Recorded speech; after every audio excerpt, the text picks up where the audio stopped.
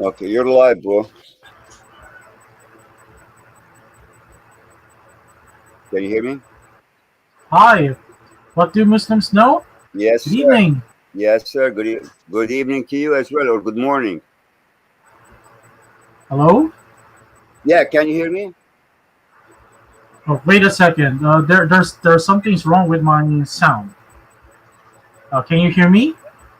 Yes, I can. Okay, is it clear? Loud and clear. It can't be clearer. Okay, thank you very much for having me on this show. So we're going to talk about Zionism, history of Zionism, and we will make an introduction about Christian Zionism. Uh, because these two subjects, actually the second subject of Christian Zionism is very vast, so we can have a part two of this discussion at next week, on next weekend. Sure. I mean, I put it like on three sections. This one, next one will be more about Christian Zionism and how they relate. I mean, from a politics side and from how they, I consider them to be a cult, not Christians. Okay, but I don't know. I could be wrong. And one after that, how the Talmud relates to Islam. So hopefully we have like 3 or 4 good sessions. Yes, but actually we can have about the discussion about the Islamic roots from the Talmud, especially the child marriage. But I do really have some proof that Muhammad was indeed influenced by the Talmud. The floor is yours. I mean, that would be the third session. Oh yes, definitely, brother. Definitely, it will be it will be on the third session. But for now, let's have a discussion about the history of Zionism, and what happened during the Zionism. We will also discuss about Balfour Declaration. It's more like politics, but later we will find out how the Balfour Declaration influenced Christians, okay, and the rise of Christian Zionism, okay. So I'm going to share my presentation. The floor is yours. Do you know how to share the screen? Oh yes, I do. Then all yours. Everything in your hand. Okay, You're the leader of the show. okay. Thank you very much for this opportunity, Mr. What Do Muslims Know? And I'm going to share this. All right, so let's begin our discussion for this afternoon about Zionism. Is it very dangerous to all of us Christians? What makes Zionism very dangerous? Okay, so let's start. There's something wrong with my the screen, so please bear with me. Okay.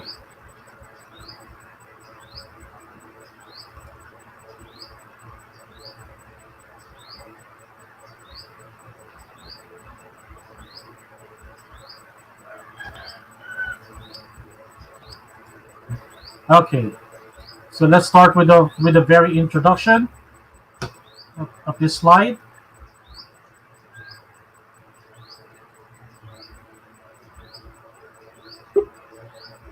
Okay, Zionism and Christian Zionism, what makes them dangerous? So this is a talk about Theodor Herzl, the history of Zionism and Christian Zionist groups. Actually, we will cover Christian Zionist groups at the second part of our discussion. But first, let's talk about who Theodor Herzl, right? So, so let's go to our first slide about Zionism. This is taken from the Encyclopedia Judaica. Okay, here we go. The Zionism. So the word and its meaning. The root of the term Zionism is the word Zion, which very early in Jewish history became a synonym for Jerusalem. It had a special meaning as far as back as after the destruction of the first temple, in expressing the yearning of the Jewish people for its homeland. Thus, Zion is found in Psalms, by rivers of Babylon. There we sat down, yea, we wept, but when we remembered Zion. Psalm chapter 137, verse 1 in the prayer. And let our eyes behold thy return in mercy to Zion. In the poem, Zion, wilt thou not ask if peace be with thy captives that seek thy peace, that are the remnant of thy flocks. This is by Judah Halevi, and frequently elsewhere in religious and secular literature. The modern term Zionism first appeared at the end of the 19th century, denoting the movement whose goal was the return of the Jewish people to Eretz Israel. It was coined by Nathan Birnbaum in his journal, the Self-Emancipation, on April 1st, 1890. Birnbaum himself explained the term in a letter of November 6, 1891, as the establishment of an organization of the National Political Zionist Party in juxtaposition to the practically oriented party that existed until now. The term was thus intended to express a political orientation toward Eretz Israel in place of the prevailing philanthropic approach. The extent to which the new word filled a need in the young movement can be gauged from the plethora of subtitles of the Self-Step Emancipation, and from its appearance until May 18, 1893, issue for the definition Organ der Zionisten, or the organ of the Zionists, was adopted. However, despite the precise meaning which Birnbaum intended to convey by it, the terms Zionism and Hibat Zion were still used interchangeably, and it was only gradually that the meaning of political Zionism, as distinguished from its practical, almost whole philanthropic aspect, gained acceptance. This happened finally and unequivocally with the appearance of Herzl. Okay, so who was Theodor Herzl? So Theodor Herzl was known to be the father and founder of Zionism. Right? Herzl, who knew nothing of the semantic developments of the word Zionism, first used it to denote philanthropic supported small-scale settlement. It was only when preparations for the first Zionist Congress had commenced, and when, at the last moment, two of the speakers at the Congress, Rabbi Hirsch Hildesheimer and Willy Bambus, leading members of the Ezra Society, withdrew their participation due to Herzl's explicit political orientation, that Herzl began to stress the importance of the Zionist Congress to be distinguished from the Hibat Zion movement.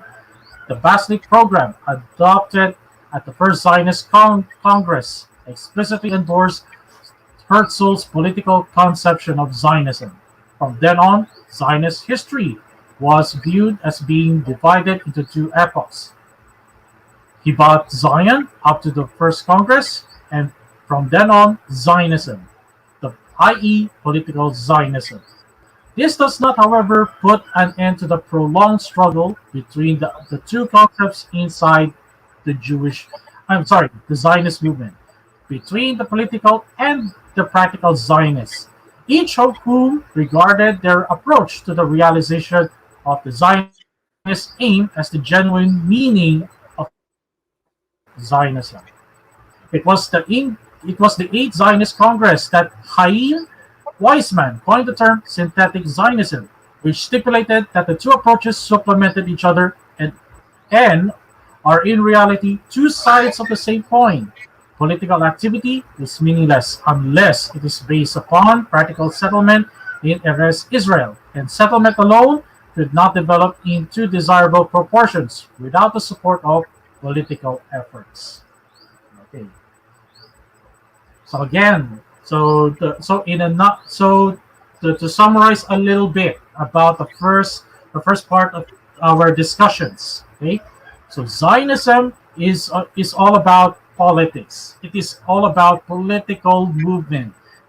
In order for the Jews to have a homeland, to have in order for the Jews to have their own homeland.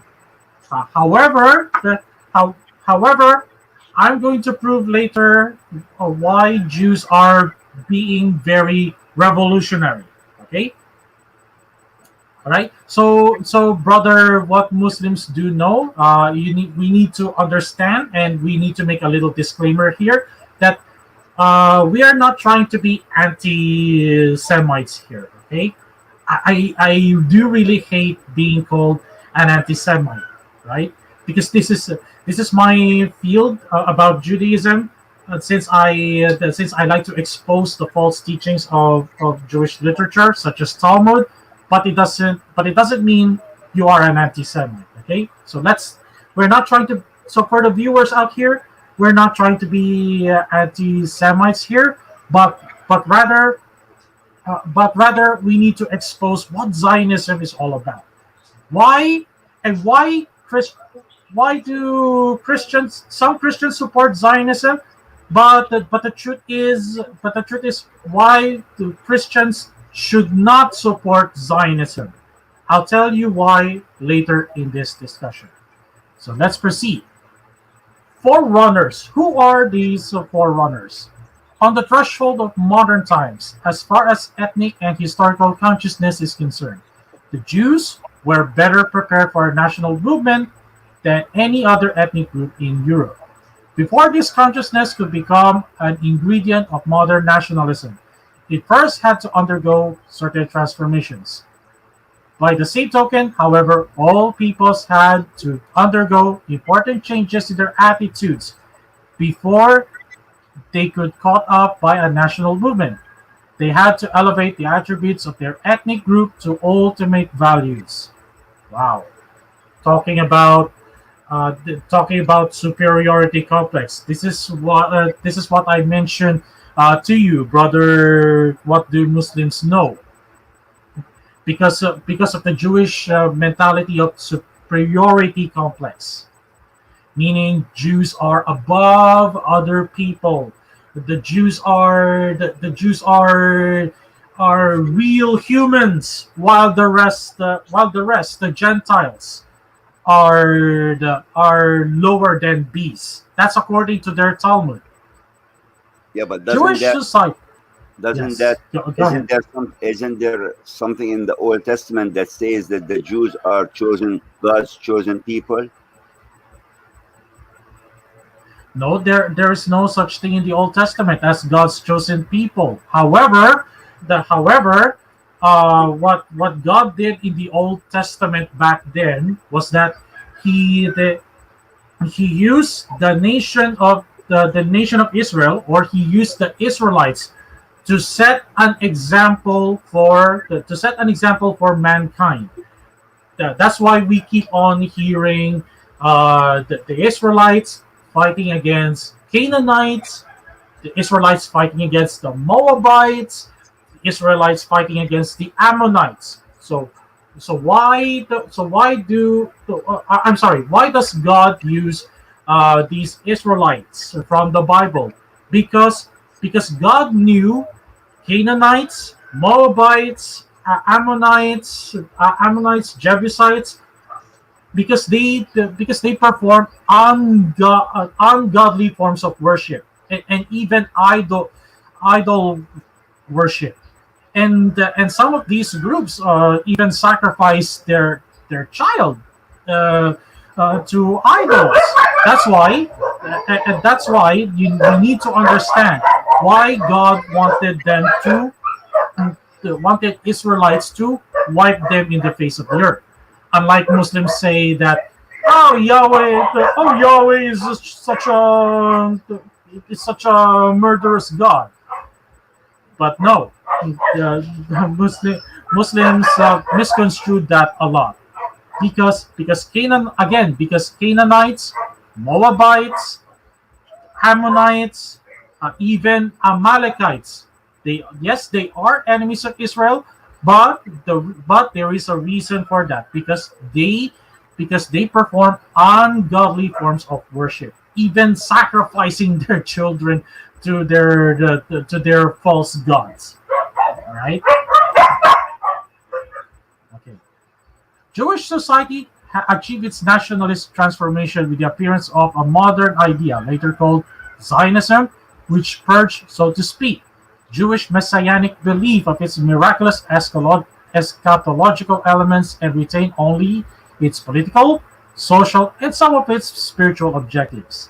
Even in this phase of development, however, Zionism leaned heavily on the old messianism and derived from it much of its ideological and even more of its emotional appeal. Yet, all this was accomplished only at the end of the 19th and the beginning of the 20th century. Okay, what does it mean by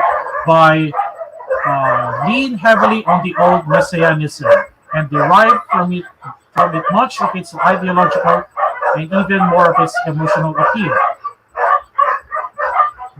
Okay, what does that mean? Uh, if you recall Cyrus the Great, I think you know Cyrus the Great, right? What do Muslims Sure, know? sure. Who doesn't? Yes, Okay, we do. okay. Cyrus the Great was able to liberate the Jews from Babylonian captivity. So right there, uh, so right there after the liberation of the Jews from Babylonian captivity.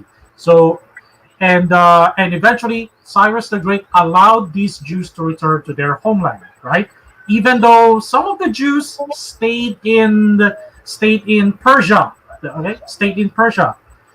If you know the story of Esther and Mordecai, they were able to rescue King Ahasuerus and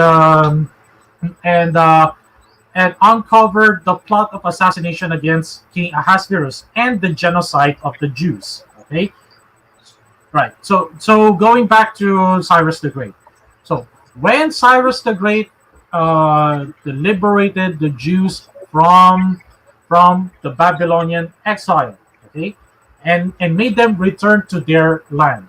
So that's how. So that instilled the minds of the Jews back then that there is somebody there is going to be somebody, a political leader, okay, a political leader. Since Cyrus the Great was a king, and we considered him as a political leader, all right. So that instilled to their minds that oh the we need a messiah, we need a political messiah who can defeat our enemies and eventually help us return to our own land. We can have a land of our own. So that's what Zionism is also all about. So that's what we mean by Zionism lean heavily on the old messianism. However, we all know that God's point of view of the Messiah is not about being a political king. He will send the Messiah not as a political king, but someone who will free them from the bondage of sin. Okay. Apparently, I don't know if the Jews really disobeyed God's words from the prophecy of Isaiah, or they just ignored. We never know. Okay, but let's continue. Thus, in spite of the fact that Jews preceded other nations in possessing the potentialities of nationalism, the development of the Jewish national movement in its Zionist form lagged behind that of the most of the European nations.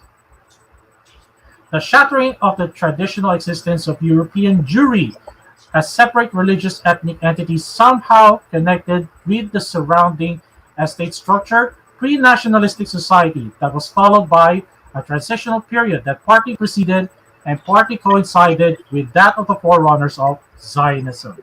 This period was basically rationalistic, aiming principally at the integration of the Jews in the new, rapidly changing European society, but it simultaneously evolved certain features, particularly pronounced as the Haskalah period, which were later absorbed into the stream of Zionist ideology. One of them was the revitalization and modernization of the Hebrew language, which eventually culminated in the history achievement of Eliezer ben Yehuda. Another, the striving for economic productivization. An additional trait of this period was the emergence of the politically minded Jewish leader who appraised the world around him realistically in the light of divine political activity. So, so like I said, that is the basis of Zionism. It's all about politics. It's all about the welfare of the Jewish nation. Right? They're seeking a political movement, a political leader. One cannot, however, speak of forerunners of Zionism, such as Rabbi Judah Alkalai, Rabbis Zevi Hirsch, Kalisher, Haim, Gorge, Rabbi Elijah, Guttmacher, Good Moses Hess, and others. Before the end of the 1850s or the beginning of the 1860s, only then they succeed in uniting and the widely scattered adherents of their idea through mutual contact. The factor common to all, their faith that the future existence of the Jewish nation is conditioned by its return to the historical homeland, became a basis of social unity. The difference between the earlier period and the 1860s is not difficult to explain. The 1860s saw the completion of emancipation in most West European countries, and where it was not yet wholly accomplished, it was thought to be just round the corner. As long as the struggle for political equality of the Jews was going on, the idea of Jewish nationalism could not be tolerated, for the argument that the Jews are a separate national entity was one of the main weapons of the Gentile enemies of emancipation. Okay. Okay. So in other words, Jews are very ethnocentric people. They like to focus more on themselves rather than being one with the other people, whether fellow Germans, fellow people from Spain, from Britain, or even United States of America. So to make it short, they are very focused more on ethnocentrism. That's why that prompted the Jews to have their own land, their own nation. But of course, the agenda of Zionism, we all know, is that Jews wanted to have a land of their own. Which, but later, again, I will show you why Jews are being very revolutionary. Let's continue. From 1860s on, when the emancipation seemed all but completed, the idea of Jewish nationalism could be propagated as the next phase. Kalischer even suggested that Jewish nationalism was the natural continuation of the emancipation itself. The old messianic idea, however, did not disappear completely until the impact of rationalism. It remained alive in Jewish masses. As late as 1840, there was a widespread rumor in the Balkans and in Eastern Europe that the Messianic year, which was destined to bring about the great turning point in Jewish history, had arrived. Many held this belief genuinely and were waiting in a state of mental agitation. For one of these believers, Rabbi Judah Alkalai, in his messianic expectation, become a point of departure for the transition from the traditional miraculous messianism to a realistic one. That's strange. This change of conception was caused by the coincidence of the messianic expectation with the rescue of Jewish community in Damascus, which had been charged with ritual murder by two leading figures of French and English Jewry, Adolphe Plinius and Sir Moses Montefiore. As the miraculous events of the redemption failed to appear, Alkalai inferred that the rescue of this one community was a model for the messianic procedure. The future stages of redemption, which were to be achieved through similar activities of outstanding Jews. Alkalai was an undistinguished preacher of a little Sephardi community in Semlin near Belgrade. Until the year of this newly found conviction, he was hardly known outside his limited circle, nor did he wish to be known. However, after he became convinced that the era of the Messiah had arrived and that the redemption would have to be achieved by human action, he felt compelled to convey this message and to his fellow Jews. In the remaining 37 years of his life, not only did Alkalai publish numerous pamphlets and articles to spread his ideas, but he traveled on two occasions to Western Europe and later settled in Erez, Israel, in order to convince the Jews and non-Jews of the truth of his mission. Wow. Wow. So he had, wow. So there goes the power of persuasion, right? He tried to induce people to join an organized resettlement of Jewry, or some part thereof, in their homeland and to equip themselves with the attributes of a modern nation.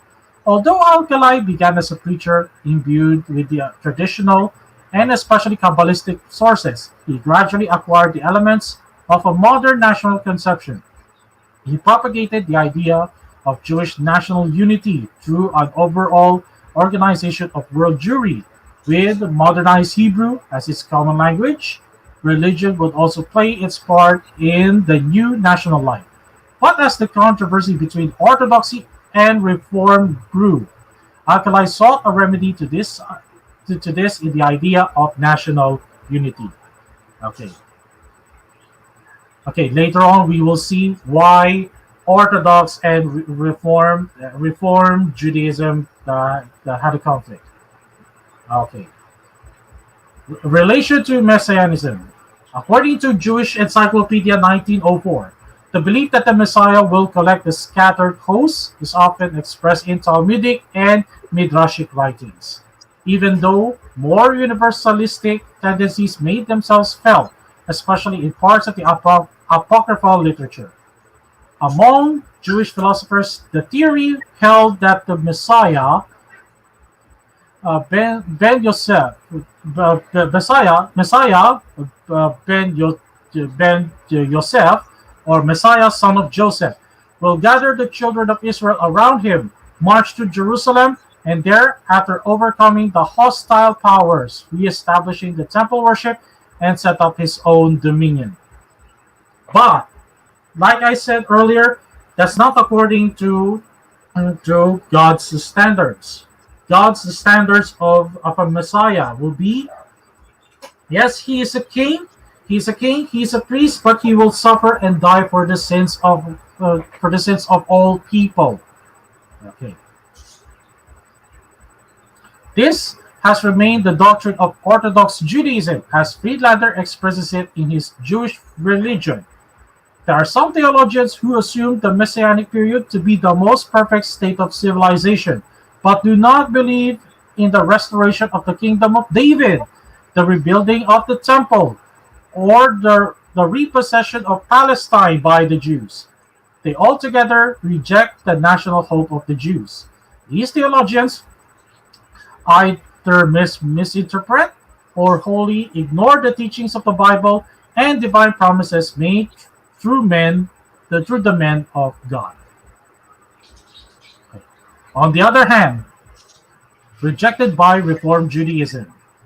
The Reform wing of the synagogue, however, rejects this doctrine, and the Conference of Rabbis that sat in Frankfurt on the Main from July 15 to 28, 1845, decided to eliminate from the ritual the prayers for the return to the land of our forefathers and for the restoration of the Jewish state.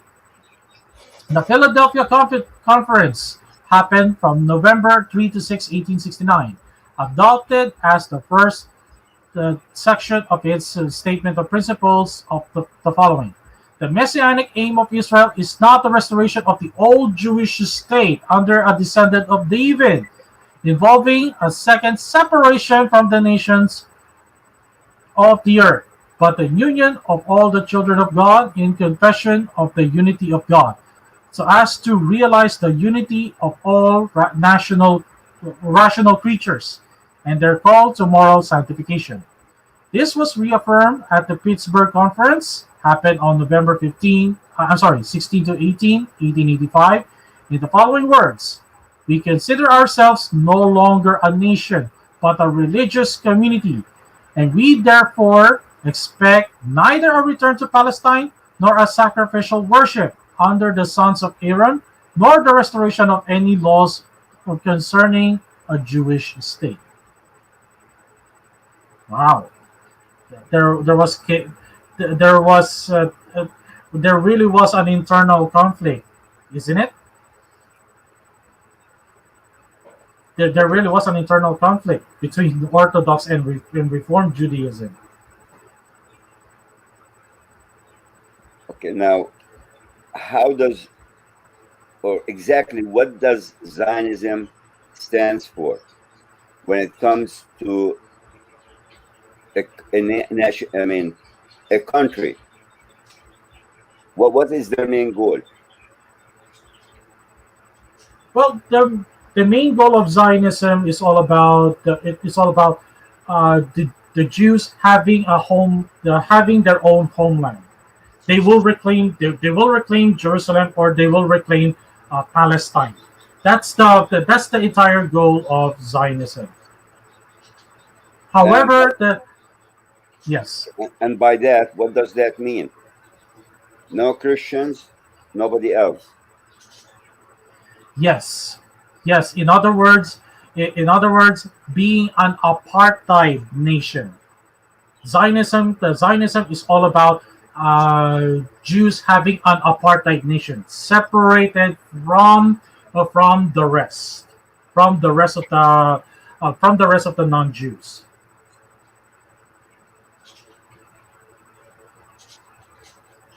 That's what Zionism is all about. Because because Jews were very ethnocentric group. Okay, they like to focus on them. They like to focus on themselves, right? And I think you know the story of the Maccabean revolt. And that's the reason why the Jews wanted that's the reason why the Jews wanted to keep themselves separated from the Gentiles, from the Greeks, even Romans. And you need to understand from the Bible why the Jews despise the Romans a lot, because they don't want to because not only they don't want to put themselves under the Roman rule, they don't want to mingle themselves with the Romans as well, and Romans are Gentiles. So that's the reason why Theodore Herzl had this idea of this called Zionism, in order for the Jews to have an exclusive nation of their own, separated from all other nations, separated from non-Jews. And what's interesting here is that these Orthodox and the Reform groups of Judaism, they have a separated view of unity, or uniting the Jewish people. That's why until now they're still in internal conflict amongst themselves. That's the sad part of these people in Judaism. Okay. Okay. What about your thoughts about this?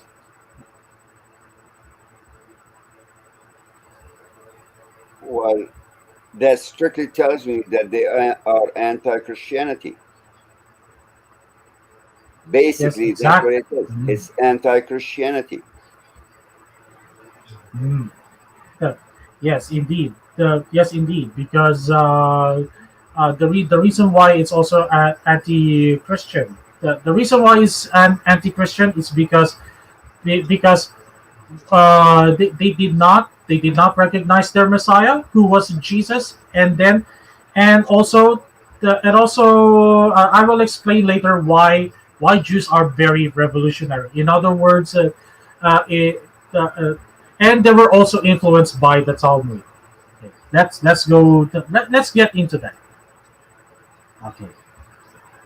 Okay, in the Talmudic times, according to Jewish Encyclopedia, historically, the hope of restoration of a renewed national existence and the return to Palestine has existed among the Jewish people from olden times. After the first exile, the Jews in Babylon looked forward continually to the reestablishment of their ancient kingdom. Again, this goes back to the idea of old messianism. After the first exile, the Jews in Babylonia looked forward continually to the re-establishment of their ancient kingdom. However, much the Jews spread from land to land, and however wide the dispersion and the and consequent diaspora became, this hope continued to burn brightly, and from time to time, the attempts were made to realize it. The destruction of the temple by Titus and Vespasian in 70 CE was perhaps the most powerful factor in driving the Jews east, south, and west. Nevertheless, in a short time, the hope of restoration was kindled anew. The risings under Akiba and Bar Kokhba soon followed, and the Jews drenched the soil of Palestine with their blood in the vain attempt to regain their national freedom against the heavy hand of the Roman power. Okay, so who was Bar Kokhba here? So Bar Kokhba was used to be was used to be called the Messiah. Okay, why? Because Bar Kokhba led a revolution against the Romans. But but later the Jews eventually rejected Bar Kokhba as their Messiah because he was eventually killed. Okay? He was eventually killed, and apparently did not rise again from the dead. That's why. Despite these checks, yes, Bar, and just like Sir William Wallace, Bar Kokhba's body was actually quartered by the Romans in order to impose the authority of the Romans to the Jews. That okay, this is your leader, Bar Kokhba. Don't mess with us. Okay, if you're going to go against us, we will do the same thing. We will do the same fate, just like what happened to Bar Kokhba. Yeah, and many followed Bar Kokhba, and many believed that Bar Kokhba was the Messiah. But eventually, after Bar Kokhba was captured and killed by the Romans, later the Jews later doubted that Bar Kokhba was the Messiah. Despite these checks, the idea of the restoration persisted and became a matter of dogmatic belief. As such, it finds expression in Jewish literature, both prose and poetic. The Talmudic writings as a whole, while making a suitable provision for the actual circumstances under which the Jews live, are based upon the idea that sometime the ancient order of things will be reestablished, and the old laws and customs come again into vogue. These hopes found the expression in numerous prayers which from time to time were inserted in the ritual. Various calculations were made as to when this time would arrive in the 8th century. And in the 11th century, the 11th century, this is found but in Zun's Erlo Sung Jare. I don't know how to pronounce it. The idea was given the philosophic basis by those who treated of the Jewish theology, and the singers, both of the synagogue and at home, were fervent of their lament for the glory that was to pass, and in their hopes that the dignity was to come and see. Okay. Opposition to Zionism arose from many quarters, and even as the movement embraced within its fold the fold Jews of various religious convictions, so did the opposition emanate from different points of the horizon. Orthodox Judaism in Europe at first held severely aloof, believing that because some of the leaders were non-observant of Jewish ceremonial, the whole movement set rather away from that toward positive Judaism. It was supposed to be forcing that the hand of providence and to be contrary to the positive teachings of Orthodox Judaism in regard to the coming of the Messiah and the providential work of God bringing about the restoration. In Russia, the extreme Orthodox synagogue, not content with the simple protest, organized an active opposition which had for its center the, the Poltava Rabbi Akiba Rabinovitz in the magazine the Hapelis in Vilna. A library opened there by the Zionists on April 14, 1902, which had been closed for a time in common parlance. This opposition was spoken as the Black Cabinet. A more theological aspect was given to the opposition by some of the European rabbis. Dr. Goodman, chief rabbi of Vienna, in his National Judentum, says that Israel has been, since the dispersion, a purely religious community, a leader of peoples, that its historical task has consisted in opposing the idea of nationalism, and that if Judaism should reawaken in all its adherents the endeavor again to become a nation, it would be committing suicide. According to Goodman, the vocation of Israel lies in the spiritual impress that it has been able to put upon humanity and its endeavor to further messianic time, which shall conciliate the nations to one another. He holds that Judaism has acclimatized itself everywhere, that Zion is only a symbol of its own and mankind's future, that in the sense the word is used in the prayer book to the synagogue, and that true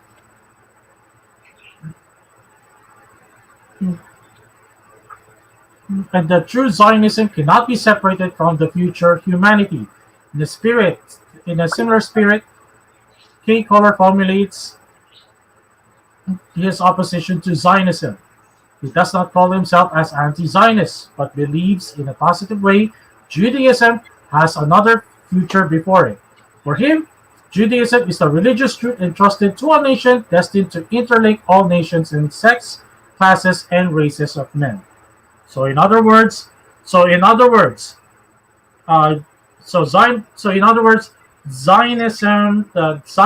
has its own agenda as well, to make people under the control of Judaism. So that's why, and also you're right. Judaism is indeed an anti-Christian nowadays because people are following the Talmud, and actually and what we also found out here earlier that the Zionism is also based from the Talmud, and the Talmud is also anti-Christian as well, because the Talmud also teaches that the Christ was sentenced hell boiling in a boiling hot excrement. Okay. But let's have that in a separate discussion. Okay, its duty to be a cosmopolitan factor of humanity, basing upon the biblical passage, "Ye shall be unto me a kingdom of priests and a holy nation." The mission of the Jew is not only spiritual or religious in character; it is social and intellectual as well. And the true Zionism demands of the Jews to be martyrs and cause of truth and justice and peace until the Lord is one and to the world one. He repeats the idea that Judea is the home of the Jew, an idea which unfolds the Jew all over wide earth and holds the entire propaganda a utopian dream, because even if Turkey were willing, none of the great powers of Christendom would concede the Holy Land to the Jew. Wow. This is why, wow. Okay. That the high temperature of Palestine would no longer afford him a congenial and helpful soil, and that Palestine has poor prospects of ever becoming a leading state and attracting a Jewish capital. The, the, the incongruous elements of which a Jewish state would be composed would militate against a harmonious blending into one great commonwealth. And that so petty a commonwealth would be unable to cope successfully with the hostile forces arrayed against it. However, he looks with favor upon the colonization of Palestine by the Jews, and sees the possibility of Zionism leading to a united Judaism and the proud Judean Congress. Claude Montefiore proclaimed himself a convinced and determined antagonist of the plan on the ground that Zionism is calculated to beget and foster anti-Semitic feelings, and more especially when it is looked upon as a glorious ideal instead of a morally necessity. The Jews, he thinks, are to fight the good fight, not to despair, but with self-purification and brave endurance to await the better time that civilization will shortly bring, when their fellow citizens will claim them as their own. In other words, in other words, Zionism gives every Jew the power to conquer every nation, to subdue Gentiles under the power of the Jewish people. But outward conditions in which Jews live, so many countries made it impossible for them to think of realizing, in fact, that they hoped and prayed for.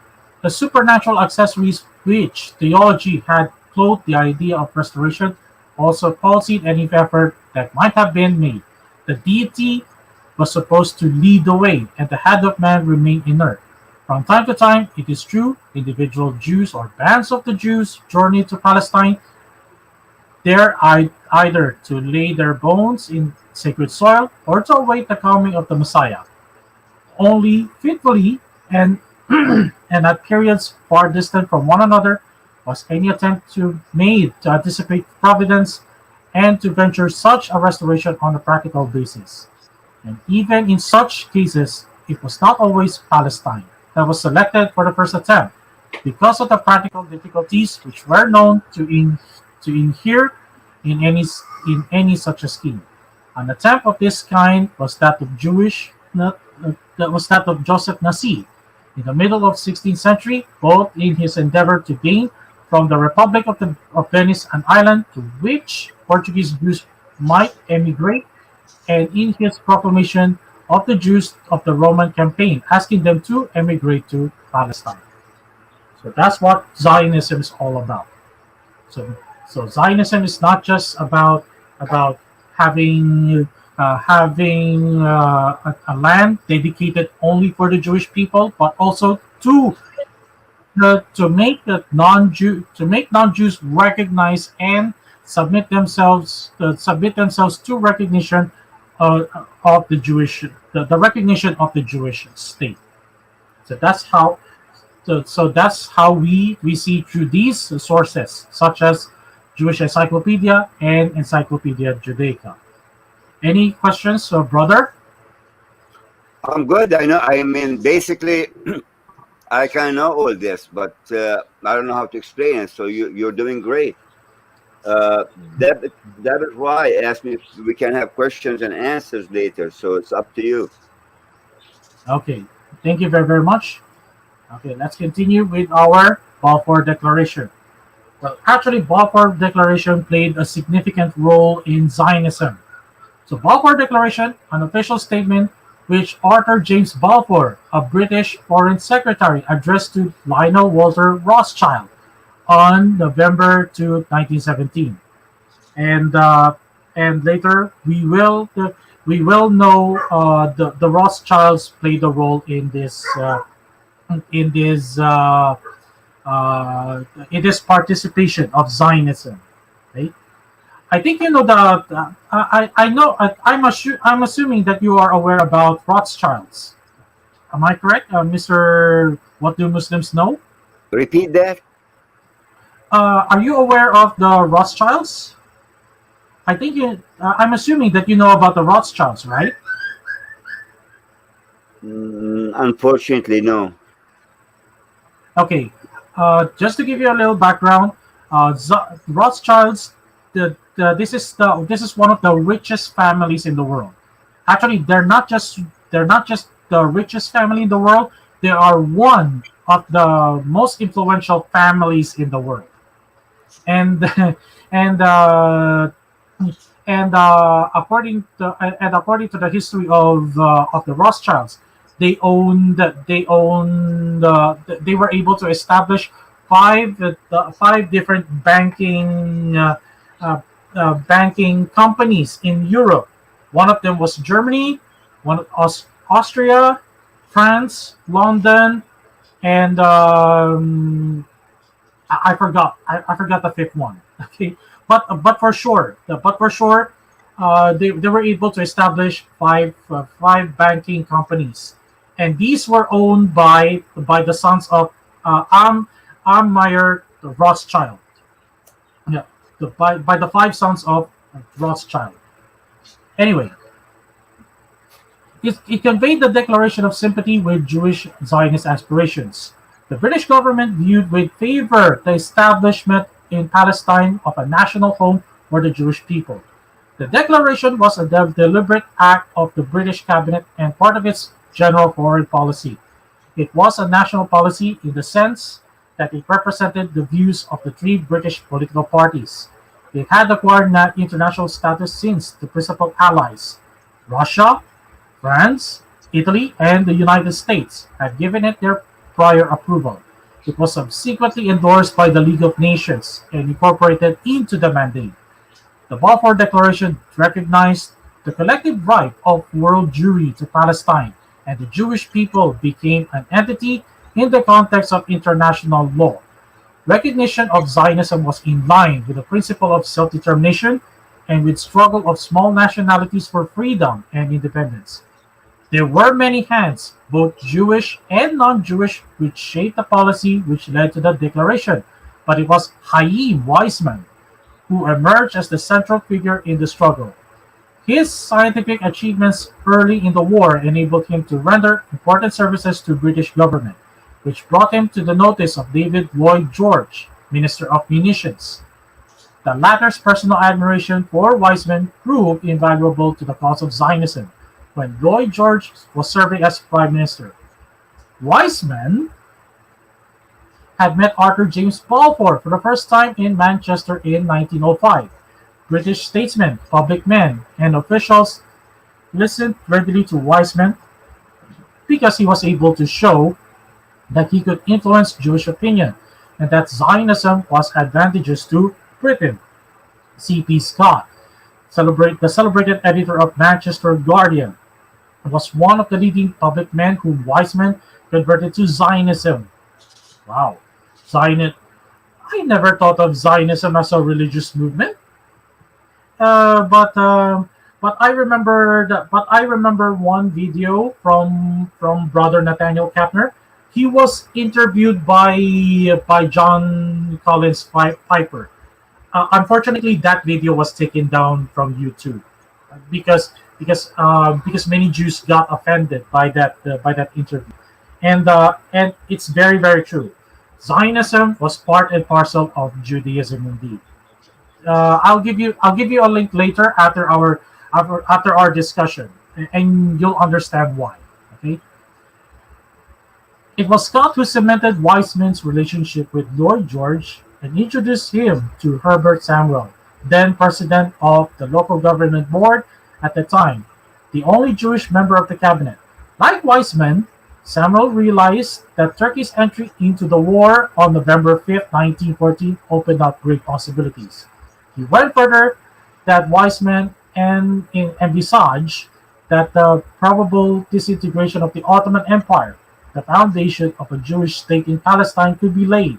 He confided his views first to Sir Edward Grey, the foreign minister, and found him favorably disposed towards the idea. Lord George was also keen to see the establishment of the Jewish state in Palestine. His interests predated Gray's. However, several weeks later, Samuel concluded, since the number of Jews in Palestine did not exceed one-sixth of the total population, time was not right for the establishment of an independent and autonomous Jewish state. Now, that's the reason why there were so much delays in establishing the Jewish state. In a memorandum circulated in January 1915 and in a revised version in March 1915, he advocated the annexation of Palestine to the British Empire, as only under British rule would Jewish colonization prosper and immigration be encouraged, so that in course of time, when Jews become majority, they will be considered such a degree of self-government as the conditions of that day may justify. Okay. Just a quick note. Yes, go ahead. Just a quick note. Each Zionist is a Jew. Not every Jew is a Zionist. Yes, indeed. Therefore, how can a person? Yes, you're right. How can a person be two separate? Mean one anti the other and one.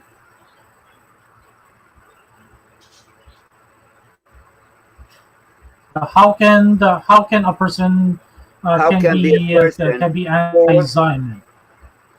Exactly. How can a person be for and anti at the same time? Okay, good question, and the answer is that just like the discussions we had earlier, because there are some rabbis from the Orthodox Judaism and Reform Judaism. They are against this so-called Zionism by having a Jews by letting the Jews having a land of their own, because the Orthodox, but again the Orthodox position is that the Jews are once again be gathered together by the coming Messiah, and the other the reform group the reform group the reform group of Judaism stress that there is no need to restore the kingdom of David, right? So there is no need for them to have a land of their own. That's why we see the internal conflict amongst the Jews. They were always in internal conflict, just like what we discussed earlier. The rejections of the reform group, the reform group of Judaism, and the Orthodox Judaism. Okay, and this kind of subject will be for the next session. How Christianity and Zionism became combined, and how those Reform Jews that they're anti-Zionism, the Christian Zionists actually side with them. Yes, because they're more acceptable to Christianity, even though they reject Christianity, but at the same token they reject Zionism. Yes, we will have that in a separate discussion, and we will find out why they are anti-Christian, and at the same time they were able to convince Christians to support Israel. I don't know how they managed to do that, but we will get there as we get along, as we go along in this discussion. Sure thing. Hey, let's continue. International complexities apart, there was another difficulty that hindered Balfour from issuing an official statement. Awake of the strong opposition to Zionism among influential Jewry, he was wary of antagonizing them. It was not before the controversy was resolved in the Zionist favor at the meeting of the Board of Deputies on June 17, and the dissolution of the Confront Foreign Committee, that the British government could move freely on the road to public declaration. The episode became cause célèbre in Anglo-Jewish history. It resulted from mutual misunderstanding, as the assimilations feared that the recognition of the Jews as a separate nationality would cause their alienation in the lands of their domicile and would play into the hands of anti-Semites. It was based on an erroneous assumption and was caused by misreading the term nationality, mistaken conformity for civic loyalty. On June 19, Balfour invited Lord Rothschild and Weizmann to submit a draft proposal for the Declaration of Support. Again, Rothschilds played the role in Zionism. However, a month elapsed before they were able to move forward a text to Balfour. Members of political committee were remarked modest in their claims. They refrained from using the words Jewish state, which ironically, Israel, the state of Israel nowadays is called a Jewish state. Ironic, isn't it? Not just that. Not just that. I mean, in order to become an Israeli citizen, if you're not living there already, if you're coming from abroad and you need to become an Israeli citizen, one of the conditions, you do have to recognize the state of Israel being a Jewish state. Exactly. So Exactly. by doing that, you're denouncing your Christianity, if you're a Christian. Yes, that's true. Okay, so they refrained from using the words Jewish state, on which radical members like Harry Sucher insisted and hit upon the more moderate Jewish national home. It originated in the Heimstätte of the Basel program, to which in November 1916, Sokolov prefixed the word national. It was this word that infuriated leading British Jews so much. The term home or even state would have been less objectionable, since such an entity would in no way have interfered with the loyalty of Jews outside Palestine. After the dissolution of the Confront Foreign Committee, the attack was led by Edwin Montagu, a leading Jewish anti-Zionist who was the Secretary of State for India. Again,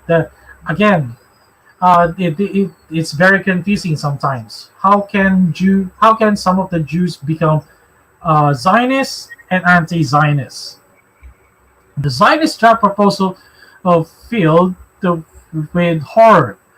His memorandum, The Anti-Semitism of the Present Government, published on August 23, 1917, was the first in his campaign to suppress the proposed declaration. None of his memoranda convinced the cabinet. Ronald McNeill, subsequently Under-Secretary of State for Foreign Affairs, dismissed his views as an unrepresentative and erroneous. However, in order to still his opposition and speed up the publication of the declaration, Leopold Amery, member of the War Cabinet Secretariat, inserted on October 3, 1917, two provisos. The first was to safeguard the rights of the native Muslim and Christian communities and protect them against possible dispossession, because since the Muslim and Christian communities were able to get hold of Jerusalem, the Holy Land.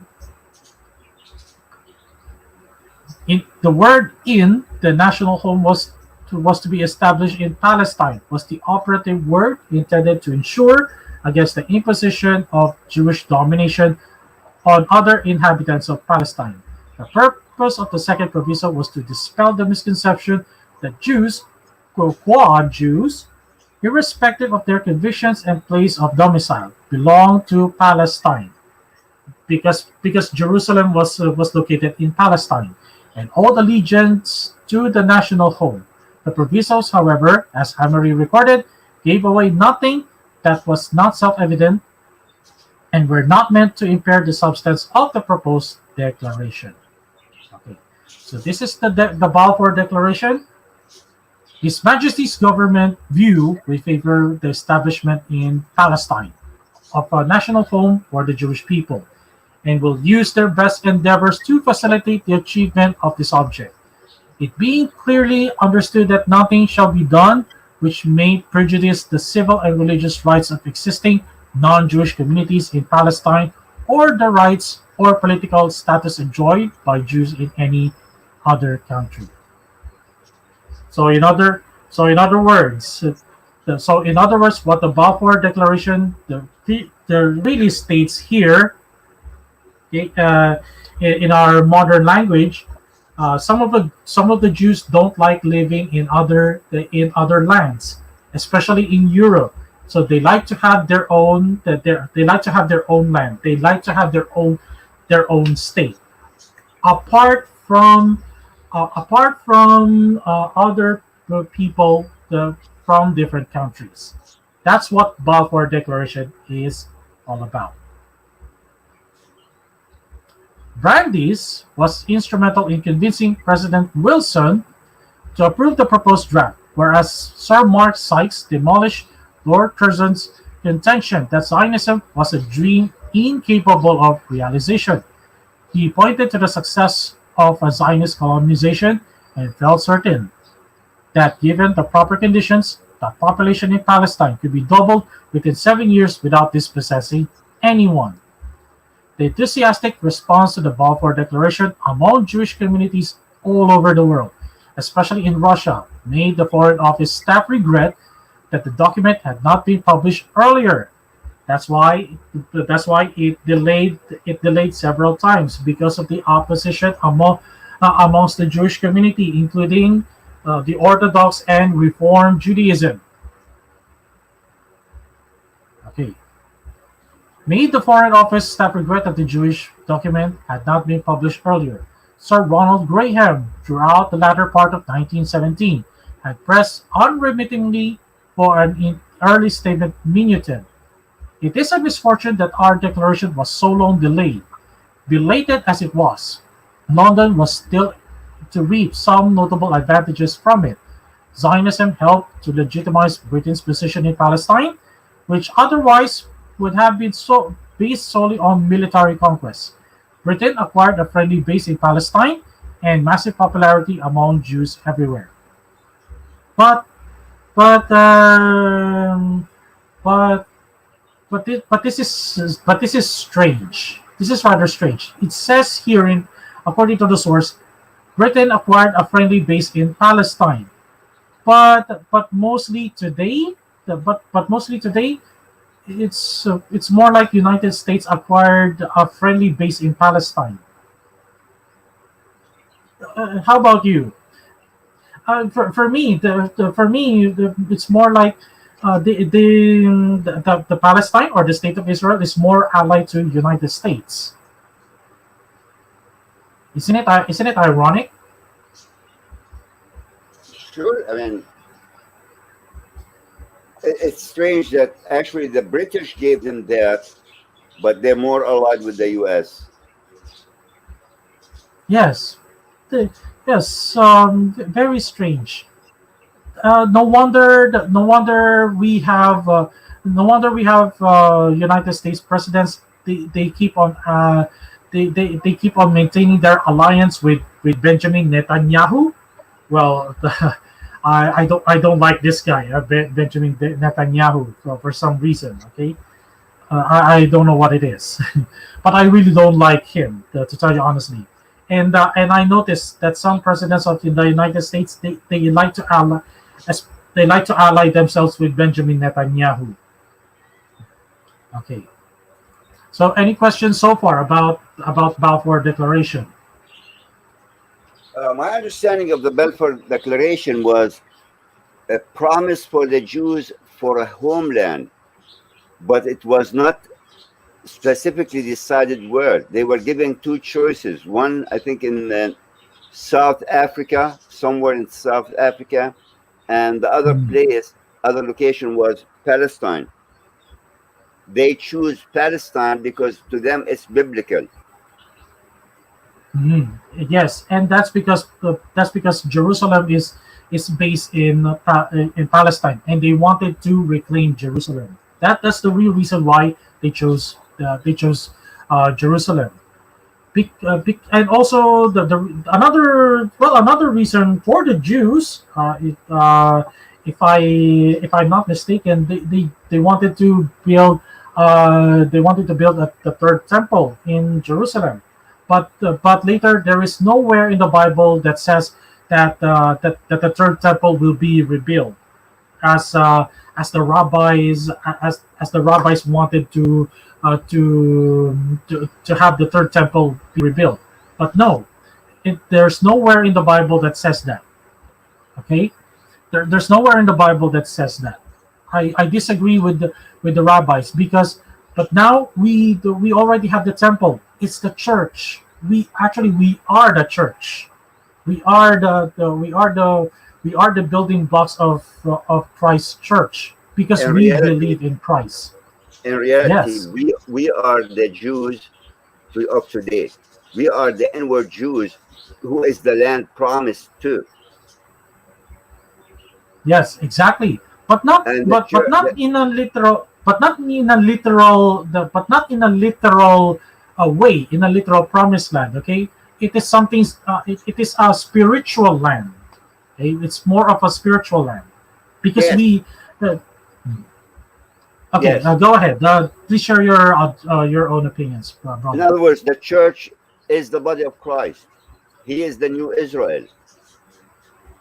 We are Yes. the Jews who are followed him inward. In other words, we are Jews inwardly. We are the ones who followed him. We are the ones who accepted him. So we are the Jews of today, and Jesus is the church is the new Jerusalem. If I'm putting it Mm. correctly, I mean, my understanding is correct, but the way I'm putting it might be not correct. Well, actually, our New Jerusalem is in heaven. Okay? There are two. According to the Bible, there are two Jerusalems. One is the earthly Jerusalem, which the Jews wanted to acquire, and the heavenly Jerusalem. Right? That's where us as Christians, because since we are the spiritual Jews, so we have a spiritual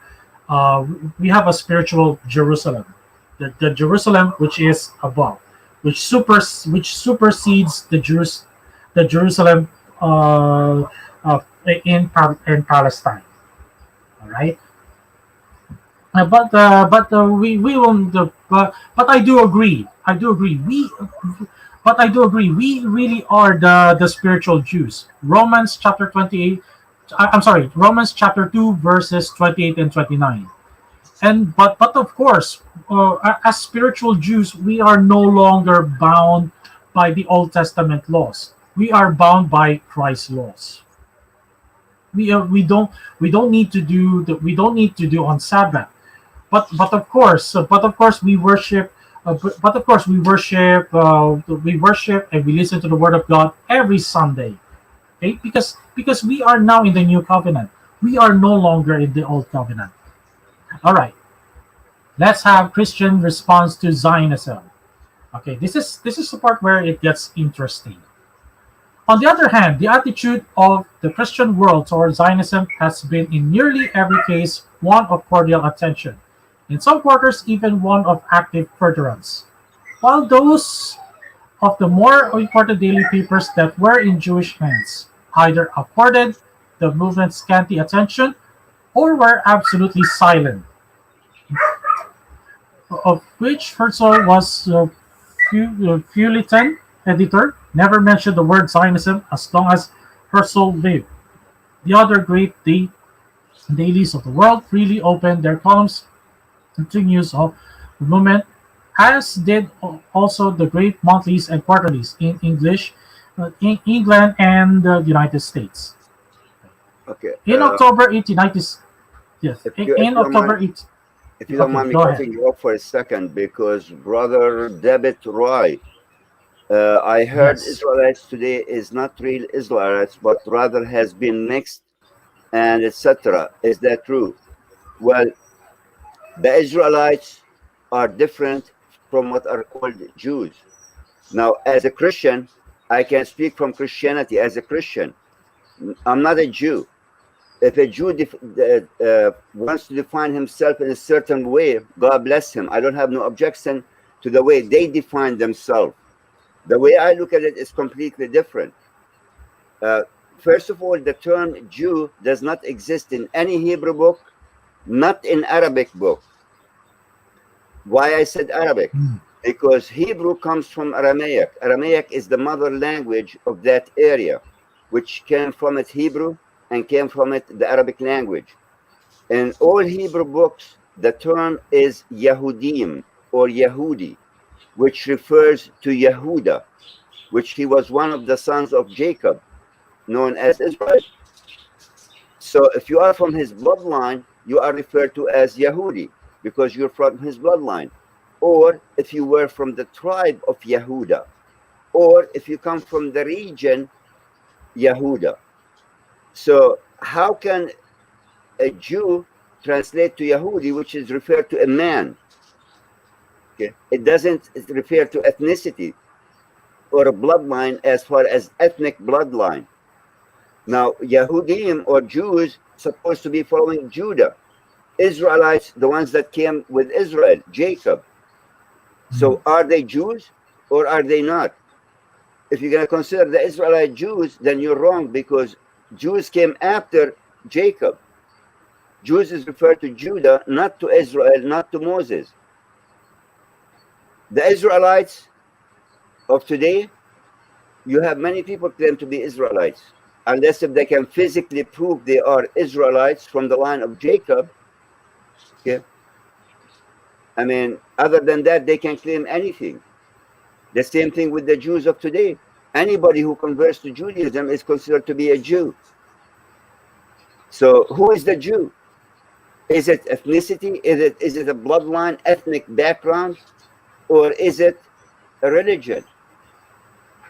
And if you want to talk about that, if you're going to trace the bloodline of Yehuda, which goes back to Jacob, which goes back to Abraham, Abraham was not a Jew. Abraham wasn't ethnically Jew. Bloodline is not a Jew. Has nothing to do with Israelites. Has nothing to do with those terms. Abraham comes from the northern part of Iraq. Abraham was Chaldean. So your nationality can change, but your bloodline does not change. If you're, for example, from India, you're married, you came to the United States. You have kids. Your kids are American citizens by nationality, but their bloodline does not change. Their bloodline always will go back to India. So how do they do? I mean, why so Christians come and say Jews? They're ethnic. They're ethnically background. Atheist Jew. What is an atheist Jew? Can I say an atheist Christian? Is there such thing called atheist Christian or atheist Muslim? So the Israelites of today, they could be mixed. You can't tell. But because of the name and because of the so-called DNA, which it doesn't prove much, because technically, if you did DNA test, you're gonna find some Jewish bloodline in it. It doesn't prove your ethnic background. It doesn't prove your bloodline. It does not prove your ethnicity. Okay, I like to add something, brother. Go ahead. Okay, I like to answer David Rai. I heard Israelites today are not Israelites, but rather has been mixed and etc. Is that true? Well, to answer your question straightforward, yes, it is very true nowadays that that the Israelites or the Jews are mixed. Okay, because right now you also have Ashkenazi Jews, you also have Khazars, you also have Sephardic Jews. Okay, but the funny thing, or should I say ironic thing, is that these groups of the Jews, they are in conflict with each other. I mean, look at the Orthodox Jews. Why do they keep on having an internal conflict with the Hasids? and some of the Hasidic Jews are Ashkenazis. Why do they keep on having an internal conflict with them, even though they are Jews? Because Ashkenaz are actually Gentiles, yet they converted themselves to Judaism. That's the reason why that's the reason why the Jews nowadays, they are all mixed up, because some of the Jews are actually Gentiles who converted themselves to Judaism. That's why you have Ashkenaz, Sephardic Jews, and the Khazars. Okay, and the Khazars. Now that's to answer your question. All right, but it's very, very true. They are all mixed up. And also, this is one of the reasons why Jews or Israelites today are also mixed up, because there are other converts as well. uh, I and I if you know about Sammy Davis Jr. Do you know Sammy Davis Jr.? Sammy Davis Jr. was a very popular Yes. the blues singer back in the 50s, and he converted to Judaism. But I don't know which kind of Judaism he got converted, either in Orthodox or in Reform. But I do know for sure that he converted to Judaism. That's why the that's why the, that's why that's why back in those days the Jews entertained, quote unquote, supposedly black or African American converts to Judaism. But here's the sad part. But here's the sad part. Did you know that Sammy Davis Jr. was actually mocked by the rabbis and also other Jews behind his back because he was black? But don't worry, we'll make a separate case for that about Sammy Davis Jr. He was definitely mocked. He was Forget, definitely mocked by the rabbis. yeah, but Okay, we will discuss that. forget Sammy Davis Jr. There is like three types of Jews. You got the Eastern Jews, you got the European Jews, you got the Middle Eastern Jews, and you got the African Jews. Me coming from Yes. Israel, I could tell the European Jews, the Middle Eastern Jews, or the Western Jews, I should say, they hold the top positions in government, in any kind of business, any kind of establishment. When it comes to the Eastern Bloc Jews, like Jews from Russia, Poland, all those Eastern Bloc countries, they're considered like second class. And when it comes to Ethiopian Jews, they're the bottom of the line. They're at the end of the line. I mean, they're treated like they're nobody. But still, they consider them to be Jews. So you have, for example, Yes. an engineer coming from Russia. Because he's from Russia, he's not given the chance to practice his profession as an engineer. You find him end up collecting garbage or doorkeeper or something of that nature. And So also, when it comes to go Sammy ahead. Davis Jr., I mean, what do you expect him to be? The president of the state? He's not going to fit the criteria. He's not from the Middle East, and he's not Western Jew. So he'd be bottom of the line. Yes, because he was black. That's why. And have you also noticed that every time you speak, here's a very good example. In America, every time you speak about the false Jewish doctrine from the Talmud, especially exposing the Talmud of the Jews. Did you know that you will be Did you know that you will be labeled as anti-Semite in United States of America? You will be reported by the ACLU or the ADL, the Anti-Defamation League. What do these agencies, ACLU and ADL, have in common? These are both controlled by the Jews, and Abraham, and in the ADL, Abraham Foxman was the chairman of the Anti-Defamation League. So if there is an anti-Jewish remark or there's an anti-Semitic remark, it will come to the attention of Abraham Foxman, who was actually a Jew. That's why brother do what do Muslims know was right. There are some Jews who hold positions in the government, especially government agencies such as ADL, the Anti-Defamation League. Have you ever wondered? Anyway, so let's continue. Let's continue, brother. Go If you ahead. don't mind. Go ahead. Okay.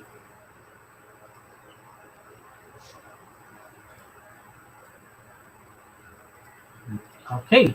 So Christian response to Zionism.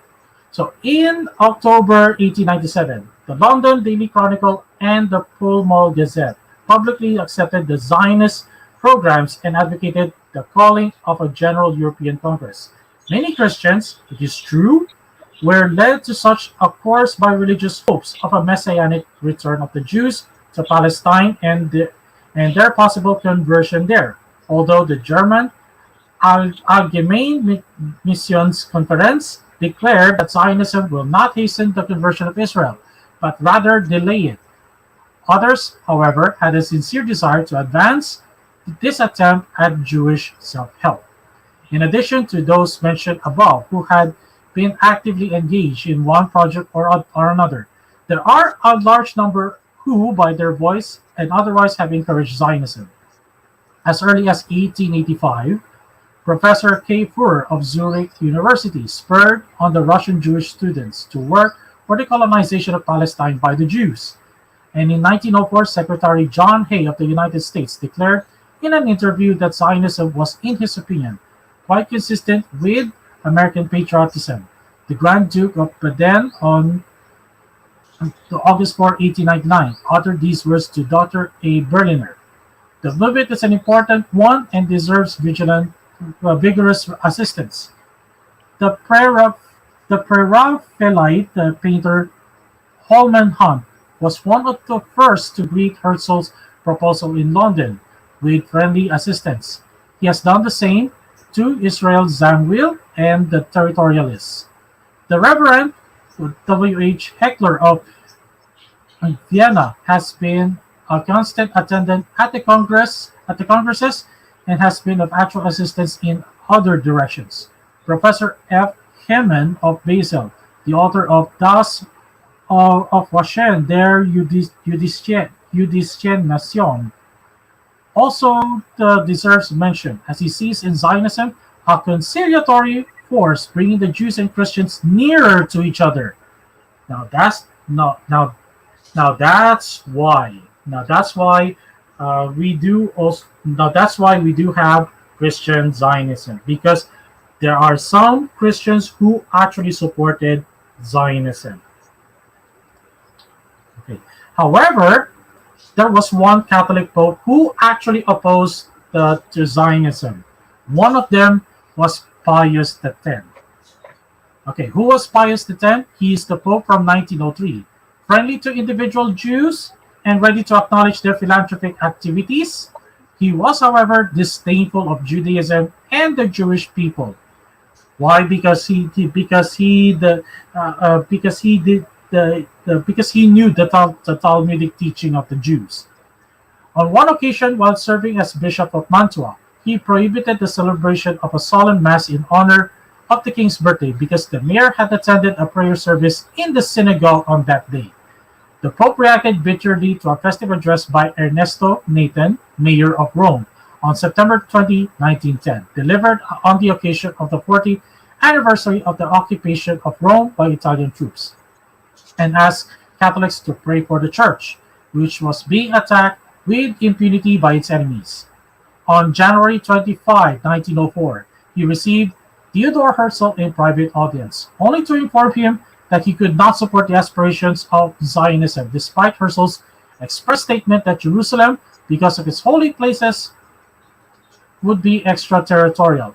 The Pope declared, "The Jews have not recognized our Lord, therefore we cannot recognize the Jewish people," and settlement of Eretz Israel by the Jews, he felt, would make it incumbent upon him to intensify missionary activities among them. "If you come to Palestine and settle your people there, we shall have churches and priests ready to baptize all of you." Again, for what reason? Because since the Jews did not recognize their Jewish Messiah, who is our Lord Jesus Christ, therefore he will not acknowledge the Jewish nation of Palestine, or the Jewish nation of Israel. And I, for one, as a Catholic, I agree with Pius X. Okay. Any questions, brother? I'm good. What do Muslims know? I'm good. Okay. Unless if some of the guys have questions. Is CP a Zionist? I don't know. You have to ask him. He never professes to be a Christian Zionist. So I don't know. I can't answer for that. But I can tell you this. I say it loud and clear. I don't hide. I don't run. I'm here to confront anybody who's going to tell me I'm wrong. Chris Close is a Christian Zionist. The guy who comes in the room with the name Nur al-Masih, okay, he is a Christian Zionist if he's not a Jew to begin with, Moroccan Jew. I say that loud and clear. I don't take it back. And if they have a problem with it, they can confront me. Yes, and we also have proof that Christian Zionism is not biblical. It's not biblical. Actually, Christian Zionism. It's more like a cult, like Jehovah's Witness or Mormons. Yes, and even the John Hagee ministries. That's also a cult. It's also a Christian Zionist group, but we also have an evidence about Christian Zionism. It's not just about Christians supporting the state of Israel because of the Balfour Declaration, which I will show here in the presentation in a moment.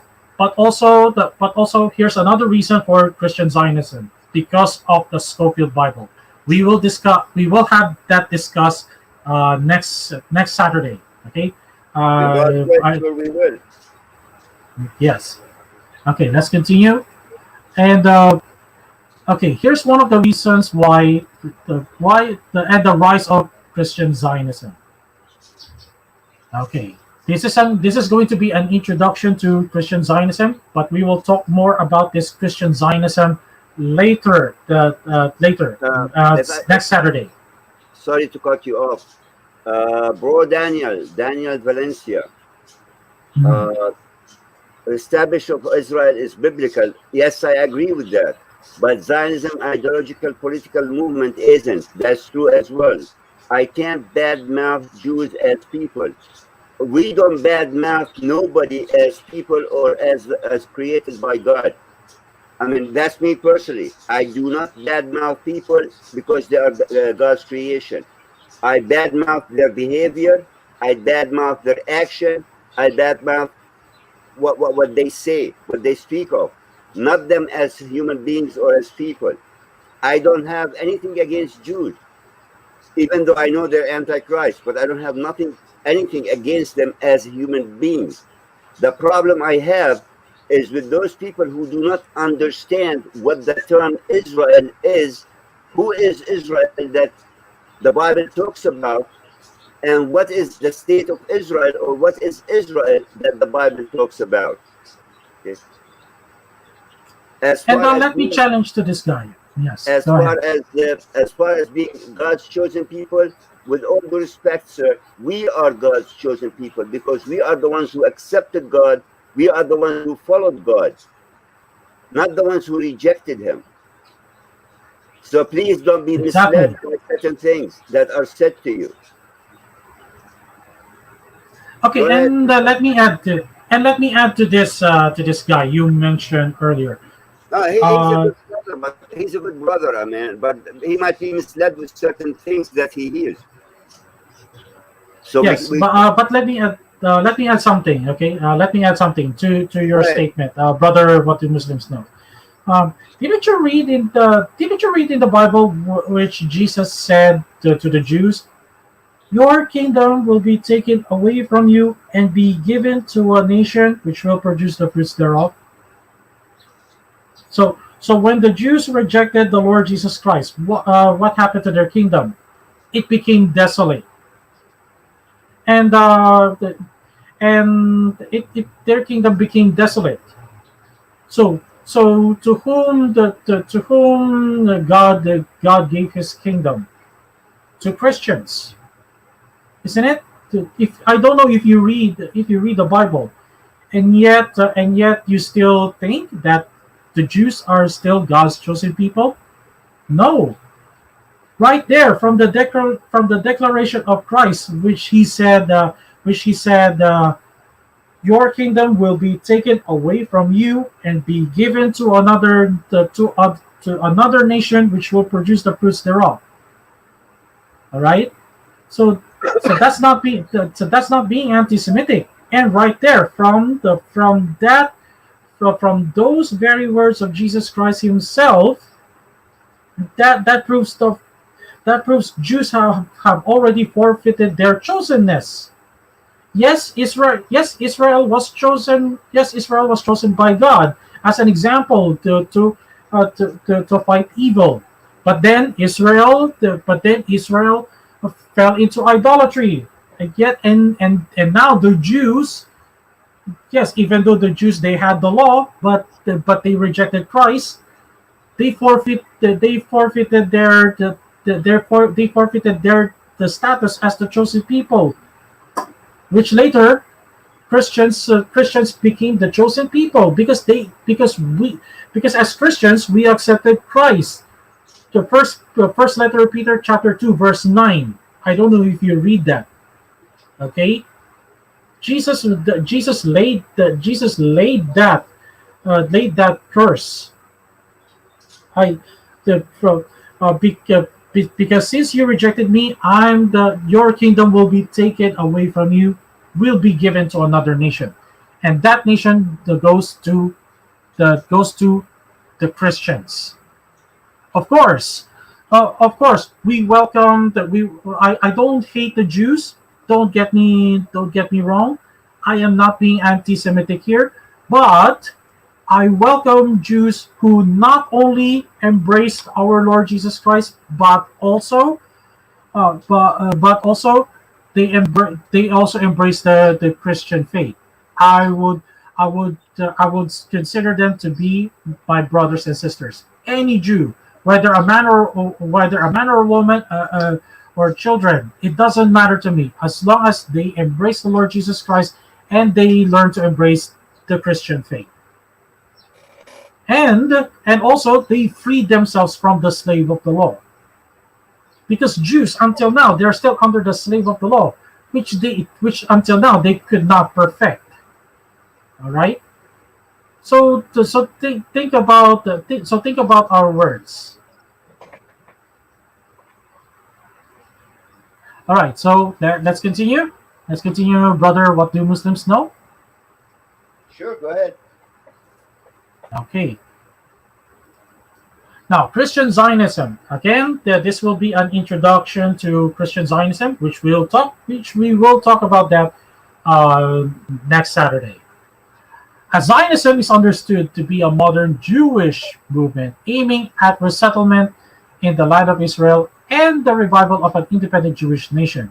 Christian Zionism, the active support of Christians for such movement, could not have preceded the Jewish forerunners of Zionism in the second half of 19th century.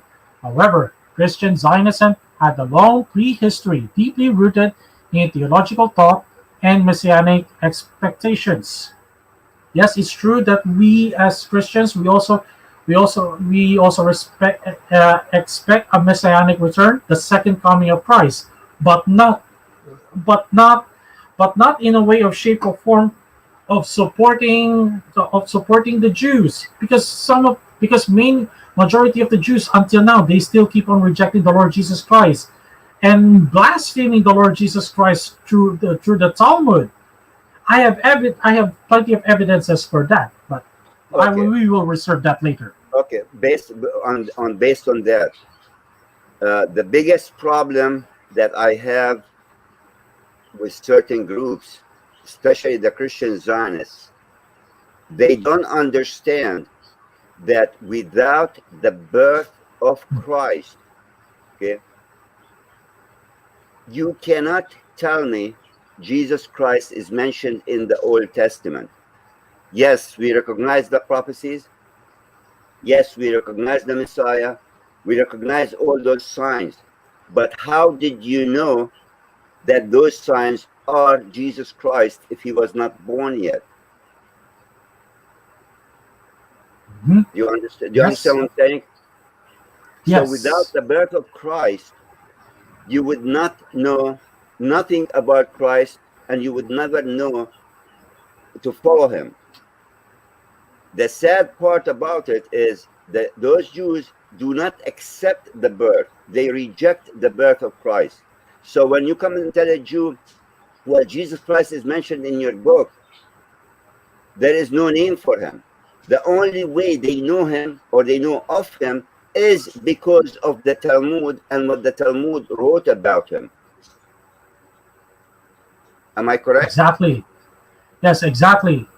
And did you know that the Talmud was actually blaspheming the birth of Christ, Yes, I saying know. that That's why the majority of them, up to this day, they still reject him because they look at the Talmud. They're the book of God, which is actually it's the book of rabbis that blasphemies against it from the Old Testament. They don't follow the Old Testament; they follow the Talmud. That's yes, the and also the Talmud had nothing to do with the Old Testament. Had nothing to do with the Old Testament, and also did you and for those people out there who are also listening to us, did you know that the Talmud also mentions that Jesus was the son of Pandira? Who is this Pandira? A Roman soldier, and his mother, the Blessed Virgin Mary, had the Jews, the Talmudic Jews labeled her as a whore. Did yeah, you because they Were consider you aware of that? Pandera has actually a sexual relationship with her, and that's how she became pregnant, and that's how Jesus was born. That's And the Talmud what talks about this specific person. yes, and we will show that later, and we will show that next week. I will give my references to that, Now, so that people. Yeah. before you continue, I mean, I can't speak for everybody. Me personally, if that's what they choose to believe in, good for them. I don't have to apply what they believe in or explain what their definition of certain things. I'm not a Jew to explain their definition of where they stand on. Anything we speak as Christians from a Christian point of view, from Christian faith and Christian belief. The sad part that you have certain Christians, they sit there and try to define Jews and what they are and defend them without understanding who is actually a Jew. And then that's what creates the conflict, and that's where they become more favorable to Jews than being, followers of Christ. Exactly. The true Jews or real Jews are the ones who follow Christ. Romans chapter 2 verses 28 to 29. So I invited others to read those passages. That's Saint Paul speaking. All right. Let's continue. Christian Zionism became more and more secular, pragmatic, and political, though it often still bore the imprint of its religious tradition and motivations. Thus, even in historic breakthrough of the Balfour Declaration issued by the British government in 1917, when political expediency was apparently the main factor, religious motives were certainly not absent from the thoughts of men like Lloyd George and Balfour. The importance of the Christian and biblical traditions also became apparent in the attitude toward the State of Israel in the 1950s and 1960s.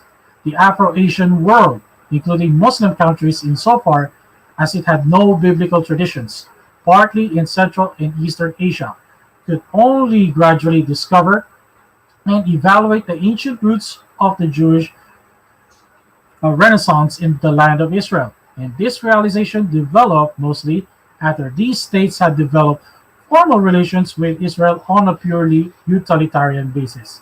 The attitude of the Christian world, however, remained clearly influenced by an undercurrent of intimacy derived from the biblical tradition. The Restoration movement spread from 6th century to England to other European countries and became particularly strong in the United States from the 18th century. It flooded the Protestant world with publications. Sometimes the Restorationists requested heads of state to take political measures in order to obtain rights for the Jews to settle in the Holy Land. Their activity remained without any practical results, however, until the 19th century, when essential changes took place in the character of the movement and in the motivations of Christians who supported the return of the Jews to the land of Israel. Now, now that's kind of a bad news, right? So, but later we will prove why we as Christians, okay, we should not support the state of Israel. Some of the new sects which arose placed this belief at the center of their theology as a fulfillment of the eschatological prophecies which will bring on the end of days and the millennium.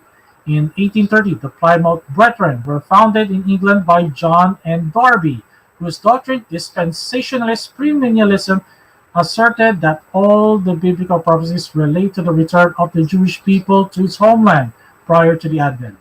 Before the second coming, however, the Jews and all other nations will be judged during the period of tribulation, after which Jesus and the Jewish remnant will rule over all the nations from Jerusalem. Many Protestant fundamentalist churches adopted this outlook and continue to promote to this day.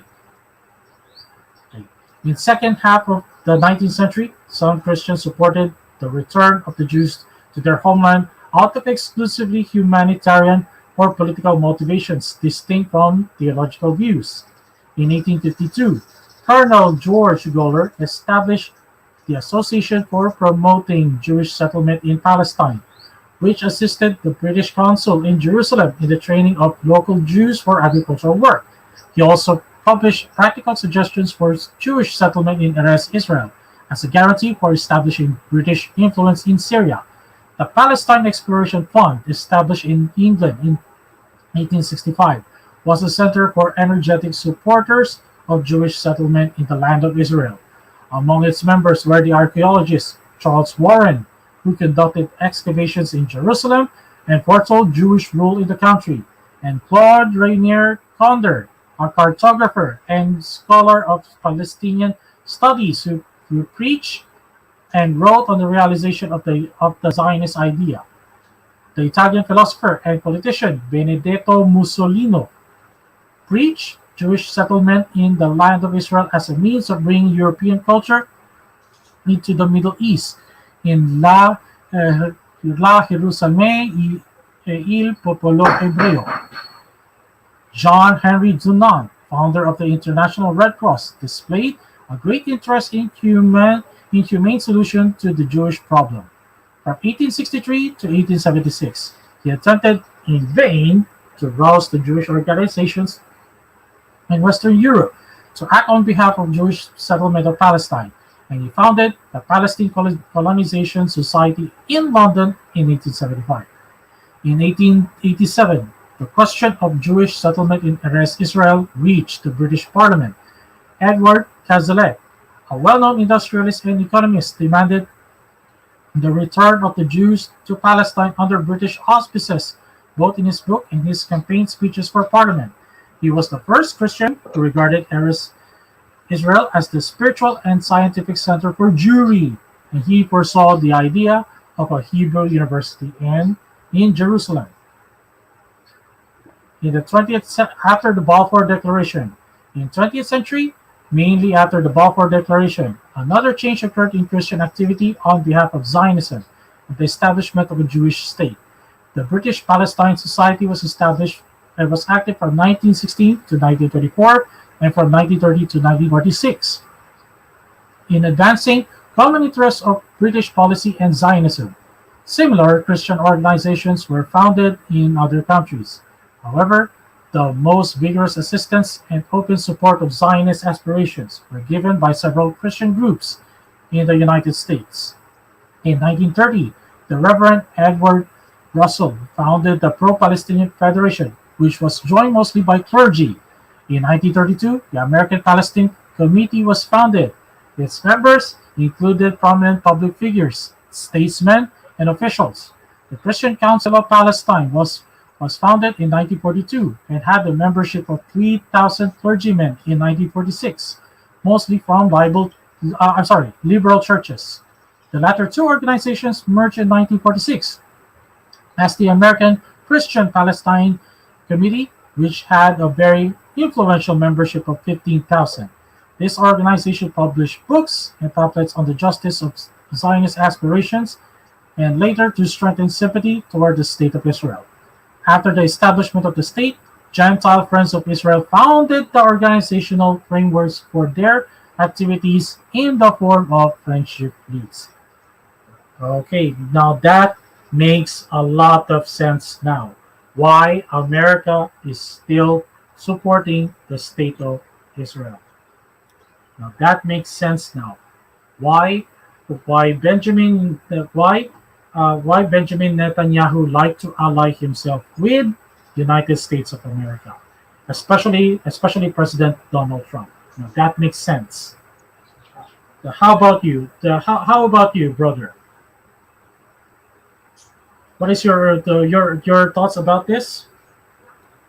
Well, another reason is that they consider the America to be a Judeo-Christian establishment. So they figure out they can use them because you follow Jewish laws as well. So they try to mix politics with religion and make something out of it that benefit from.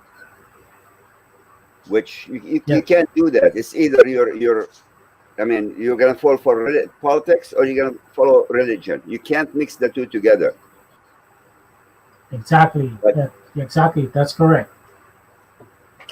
Exactly. That's correct. I agree with you on that. You cannot mix politics with religion. That's why my answer to what's her name? Rose, I think. Rosanna, again, I'm a Christian. My domination does not mean nothing. Okay? Like when you say you're a doctor, does it mean which college did you go to? It doesn't make a difference. You're a doctor. I'm a Christian. To affiliate yourself with certain groups, that's not a Christian. Either you're a follower of Christ or you're not. There is no middle way. It's either yes or no. To call yourself a Christian Zionist, you cannot be. That's an oxymoronic statement. Because Zionism is anti-Christianity. To call yourself a Jew for Christ, it's either you're a Christian or you're a Jew. One of the two. You cannot be both. Messianic Jews. The term Messianic was at the time of of Christ when he was on earth, and there was no such thing called Christianity. You walked with him, you ate with him, you sat with him, you followed him at that time. You were called Messianic Jews. Once Christ resurrected and we became the followers of Christ, we are no more Messianic. Either we are the followers called Christians or we're not. So the bottom line, you are a Christian. But the new Western inventions, but in the US by itself, you have over 40,000 domination of Christianity that looking for power, fame, money under the name of Christ. I don't support that. So that's why when I go against certain group of people, I get chastised and I get attacked because, hey, they believe in Christ. So what? As Christians, I mean, for somebody who is a non-Christian becomes a Christian, we don't accept people coming from the street to Christianity by saying, I accept Jesus Christ to be my Lord and Savior. We're not Muslims. We don't make a statement and we are accepted. You have to go a certain process for the church to know for a fact that you are coming to Christianity based upon belief, based upon acceptance, based upon understanding, not being pushed, not being pressured. You're not coming in to infiltrate. And that doesn't happen by a statement. Unfortunately, you have groups of, I call them, and I'm not afraid to hide these things. I say it loud and clear. There are groups of Christians that anybody who says, I accept Jesus Christ, come on, my son, you are in. Anybody who professes Jesus Christ as his Lord and Savior, come on in, they accept him. Why is that? That's not the way Christianity works. Because they are small, they need to expand, and by expansion, you control, you have power. They're not looking for the faith, they're looking for control and power. Exactly. So, that's the exact Zionism is all I'm a about. Christian. I don't have nothing against Catholics. I don't have anything against Orthodoxy. I don't have anything against any Christian who calls himself Christian, not affiliate himself with other groups, such as political groups. Go ahead. Okay, let me add to this about speaking of Messianic Judaism, right? For me, honestly, Messianic Judaism is an oxymoron. You believe in Jesus as the Messiah, and then you practice Judaism. Like I said this before, and I'll say it again. Judeo-Christianity or Messianic Judaism is they are a forms of oxymoron. All right, it's like being a free and a slave person at the same time. You cannot be both. Exactly. Because when you say messianic, meaning to say you believe in Jesus' gospel, and the gospel of Jesus Christ gives freedom, whereas Judaism, you are putting yourselves in slavery of the law. However, the only problem is if you still perform the old Mosaic law, you still couldn't perfect them. Why? Because you are a human being. You cannot fully perfect them. All right, and especially about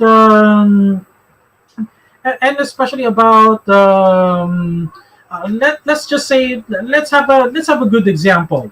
Okay, let's have a good example. Let's say dietary laws. Okay, if the old Mosaic law that tells you to not eat pork, or do not eat meat mixed with milk, and yet you are falling into a temptation of eating a cheeseburger at McDonald's or whatever fast food chain there is out there. Okay, still you could not perfect that law, but still you're making yourself slave. You're making yourself slave under the law. That's oxymoron. Like I said, you cannot be a free person and a slave person at the same time. That's impossible. It's either you want to be one or the other. It's either you want to be free or being a slave. Of course, you want to be free, right? But the good thing about it is you have the choice. But the reason why I'm telling this is because that's how I look at it. It's an oxymoron. You cannot be a free and a slave person at the same time. Same thing with Judeo-Christianity or Messianic Judaism. That's wrong, right? Messianic, again, It's about listening to the gospel, believing in the gospel, being free in the gospel. But Judaism is all about enslaving oneself with the old Mosaic law, which actually the old Mosaic law was already obsolete. All right, it's an oxymoron.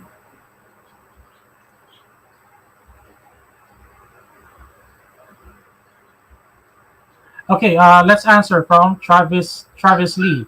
First Corinthians chapter 7 verse 18. I'm sorry. Jews are not to become uncircumcised. Jews practice physical circumcision from the Old Testament. Of course, they cannot become uncircumcised. Why? Because because they already performed an old Mosaic covenant of circumcision. However, like I said, this old Mosaic covenant, especially the circumcision, that's already obsolete. It doesn't matter. The physical circumcision no longer matters. What matters most right now is the circumcision of the heart and spirit. Just as Saint Paul said, circumcision is now of the heart and spirit, not of the letter. Now, what does Saint Paul mean by not of the letter? It is according to what was written in the Torah or in the Old Testament that Jews need to follow, that Israelites need to follow. All right? And that's why we have water baptism. Water baptism nowadays has become our circumcision to Christ. We don't need such a painful circumcision, right?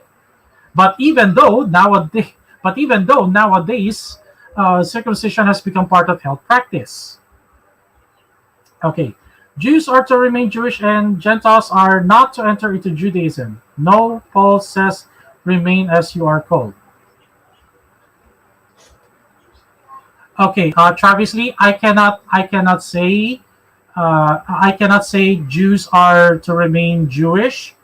Why? Because there are some Jews out there who actually baptize into Christian faith. I think what you're saying right there is they cannot forget who they are as a race, or who they come from as Jews.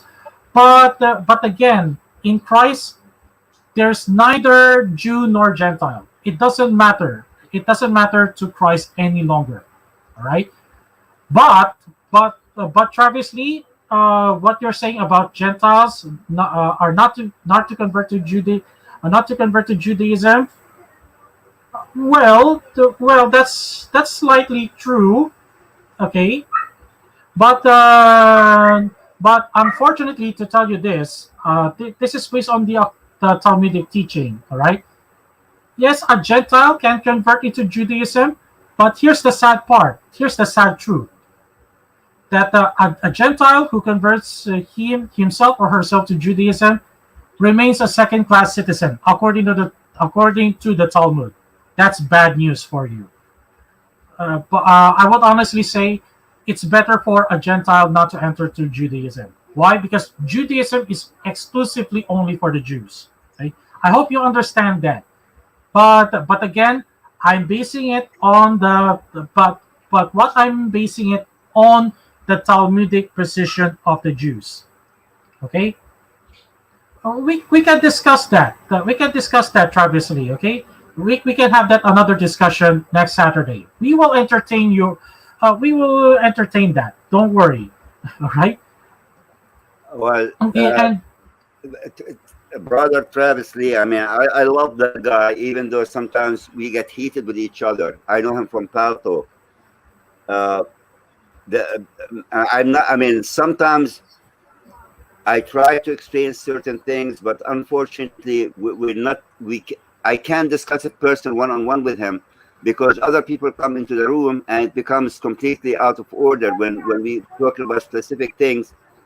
And I don't like sometimes talking things in front of people I'm not familiar with.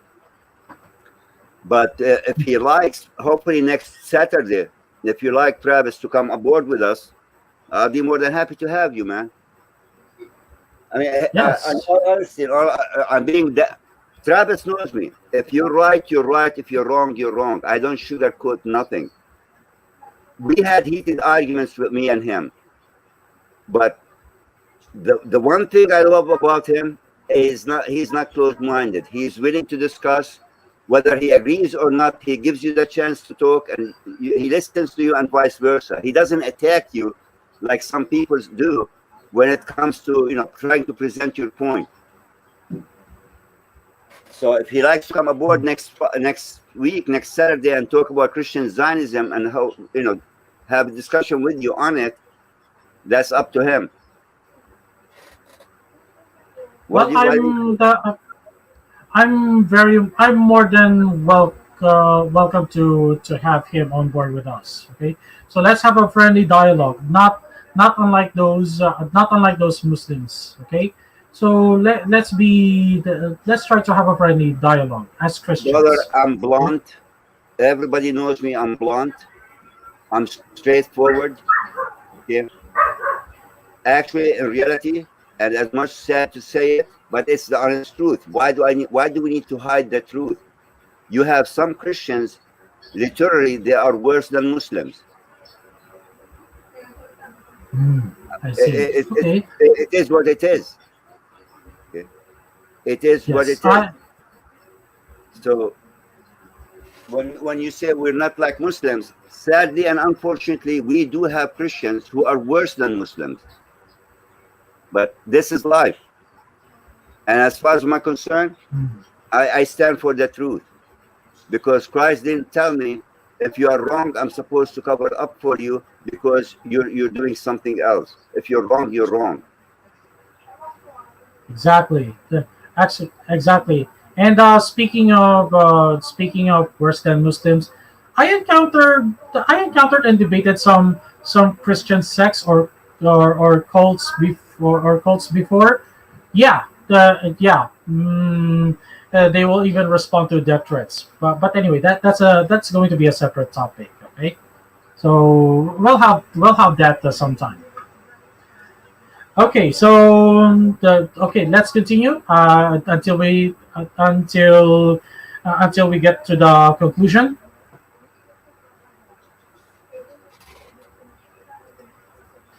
Okay, let's continue. Let's go to the last 5 slides. Okay. However, there are biblical verses that Jews will be scattered, or the Israelites will be scattered everywhere. We have come to the conclusion. However, there is no evidence of the prophecy that the Jews will return to the homeland the second time, the third time, and so on. Yes, it's true. There was a prophecy that the Israelites or the Jews will return to their homeland, and that was after the Babylonian exile. However, when we say the second time or the third time, there's no such prophecy. God Almighty even prophesied in the Old Testament or the Tanakh of the Jews that the Israelites eventually, some of them are called Jews, will be scattered among the nations. And clearly, this is an act, we're referring to Zionism, of course. This is an act of being a revolutionary on part of the Jews, using politics and influence to instill Zionism to influential states such as Germany, Britain, and US, and to Christians as well. That's why we have Christian Zionism. Okay. Now, here are the examples of biblical verses that the Israelites or the Jews will be scattered. I will scatter them among nations that neither they nor their ancestors have known, and I will pursue them with the sword until I have made an end of them. This is Jeremiah chapter 9, verse 16.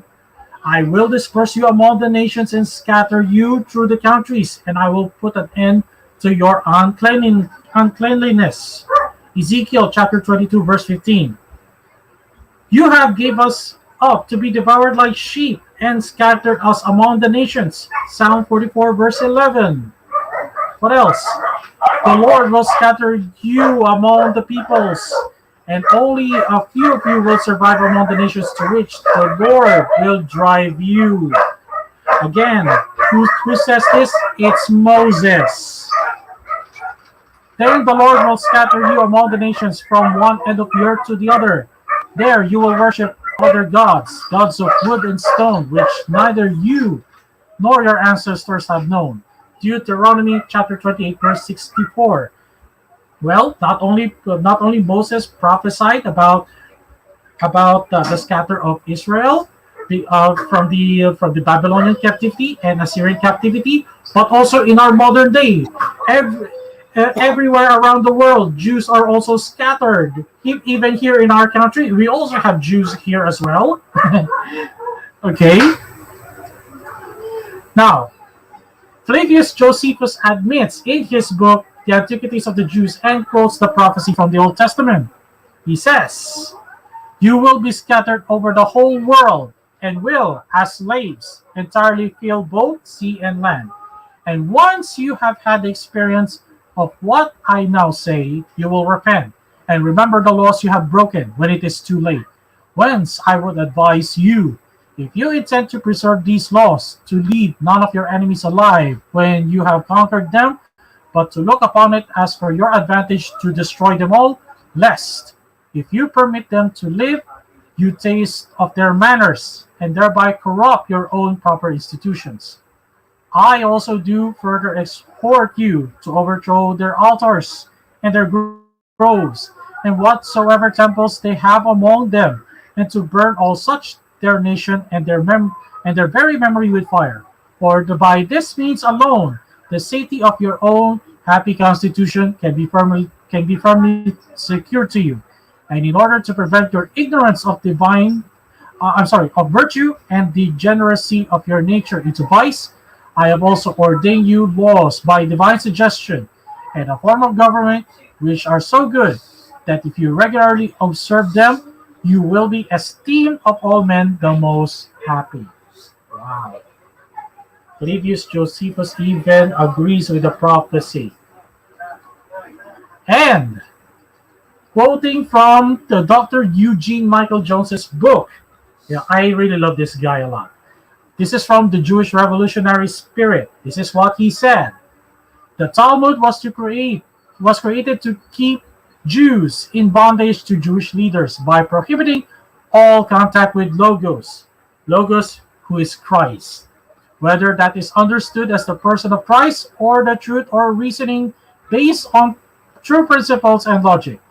Taught to deceive by the Talmud, Jews end up deceiving themselves and playing into the hands of the leaders who manipulate them for their own ends. The Talmud has also led to revolution. This is why I mentioned the word revolutionary. Jews are revolutionary. You also don't have to be religious to be Talmudic. Karl Marx was an atheist, but according to Bernard Lazare, he was also a clear and lucid Talmudist, and therefore full of that old Hebrew materialism which ever dreams of a paradise on earth and always rejects the far distant and problematical hope of a Garden of Eden after death. Marx, despite his early writings, was quintessential Talmudist and the quintessential Jewish revolutionary, and as such he proposed one of the most influential false messiahs in Jewish history, world communism. Baruch Levy, one of Marx's correspondents, proposed another equally potent false messiah, namely the Jewish race. According to Levy, the Jewish people, taken collectively, shall be its own messiahs. In this new organization of humanity, the sons of Israel, now scattered over the whole surface of the globe, shall everywhere become the ruling element without opposition. The governments of the nations forming the universal or world republic shall all thus pass without any effort into Jewish hands, thanks to the victory of the proletariat. Thus shall the promise of the Talmud be fulfilled, that when the Messianic epoch shall have arrived, the Jews will control the wealth of all the nations of the earth. Nothing can be more clear than that. Now, that's one of the reasons why Zionism was created, in order not only to establish the state of Israel, but also to control us, the Gentiles. to recognize the Jews as the superior race than everyone else in the world. Okay, any thoughts of it, brother? What Muslims do know?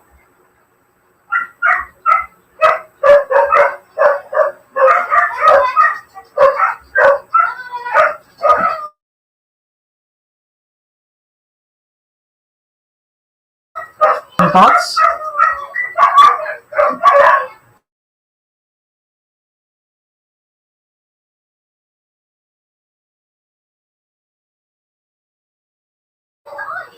Hello, brother. What do Muslims know?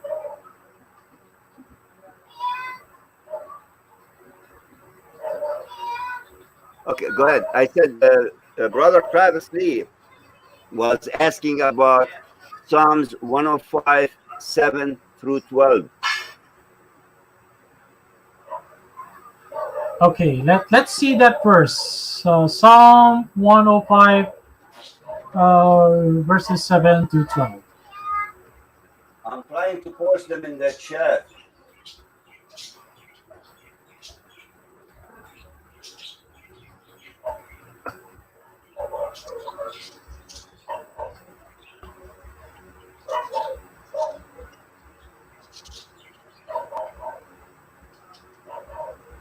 Okay, Psalm 107, Psalm 105, verse 7. Let's start. He is the Lord our God, his judgments are all in the earth. He remembers his covenant forever, the promise he made for 1,000 generations.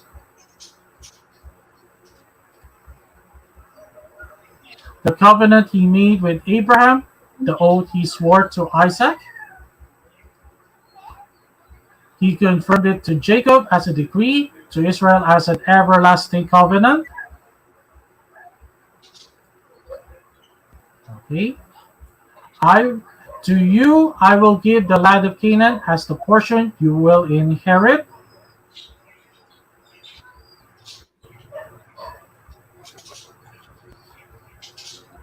When they were but few in number, few indeed, and strangers in it. Okay, that was okay. So yes, it's true that God promised the Israelites the land of Canaan, right? Yeah, but again, the Israelites. There's a difference between the Israelites and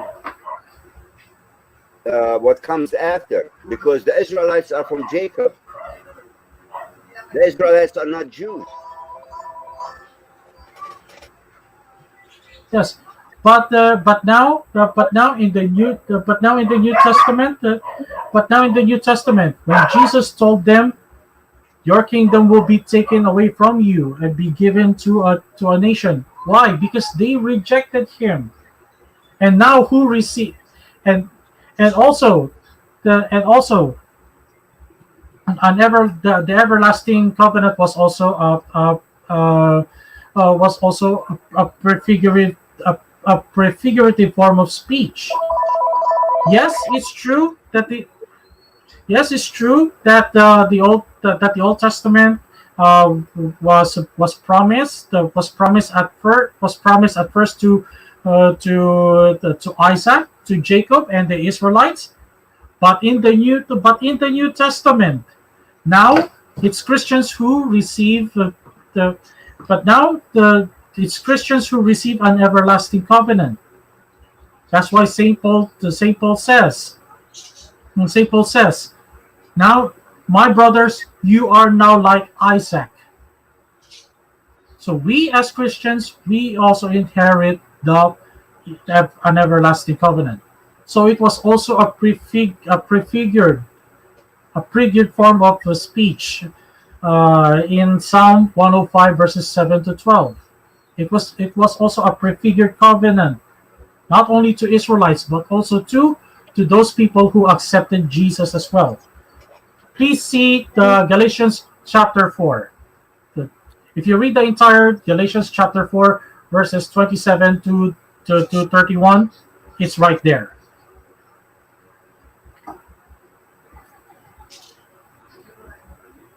Okay. How about okay? What do Muslims know? Do you have any thoughts?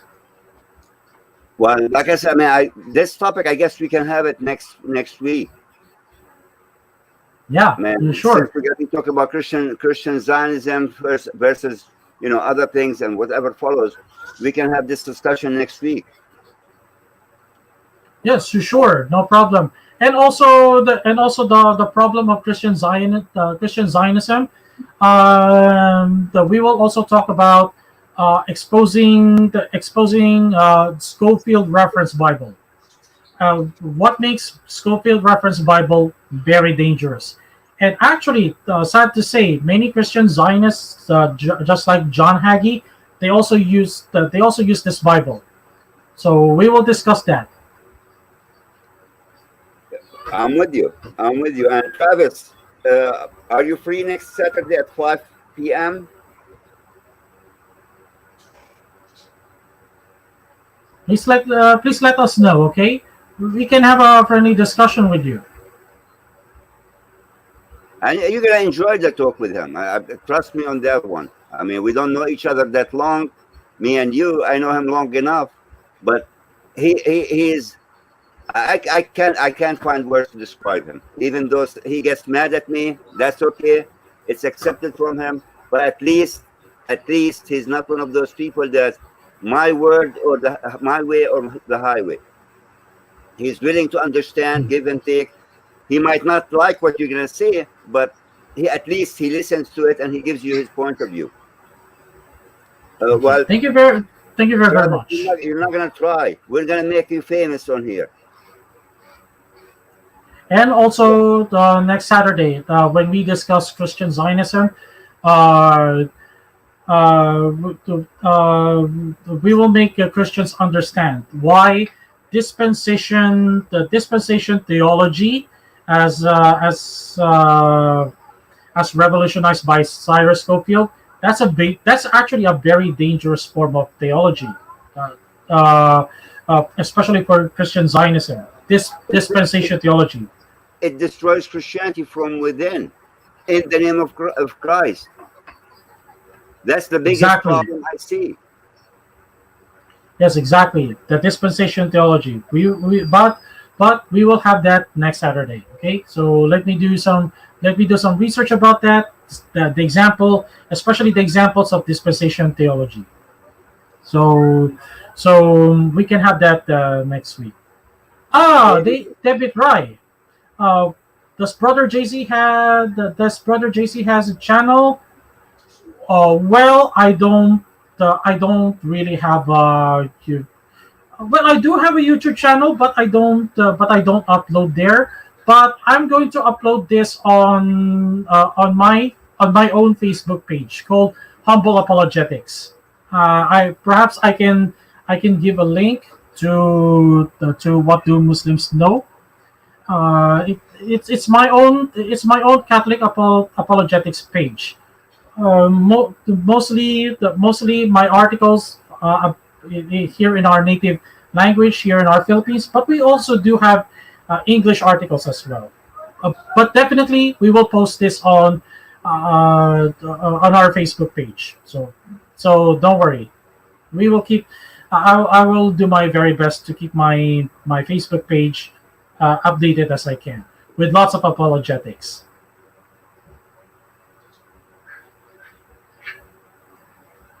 I will provide that link. Don't worry, Miss David Wright. Thank you very much for your question.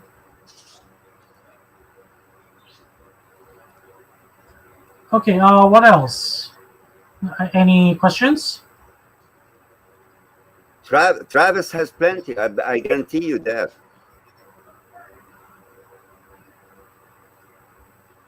Travis, are you still with us? No, Travis left. I guess we don't have any more questions about the topic of Zionism. Who is Theodore Herzl and the Balfour Declaration, and especially proves that especially proofs biblical proofs that the Israelites or the Jews are going to be scattered among the nations. Again, there's no such prophecy in the Bible where the Israelites or the Jews are going to return again to Jerusalem for the second time or for the third time or for the nth time.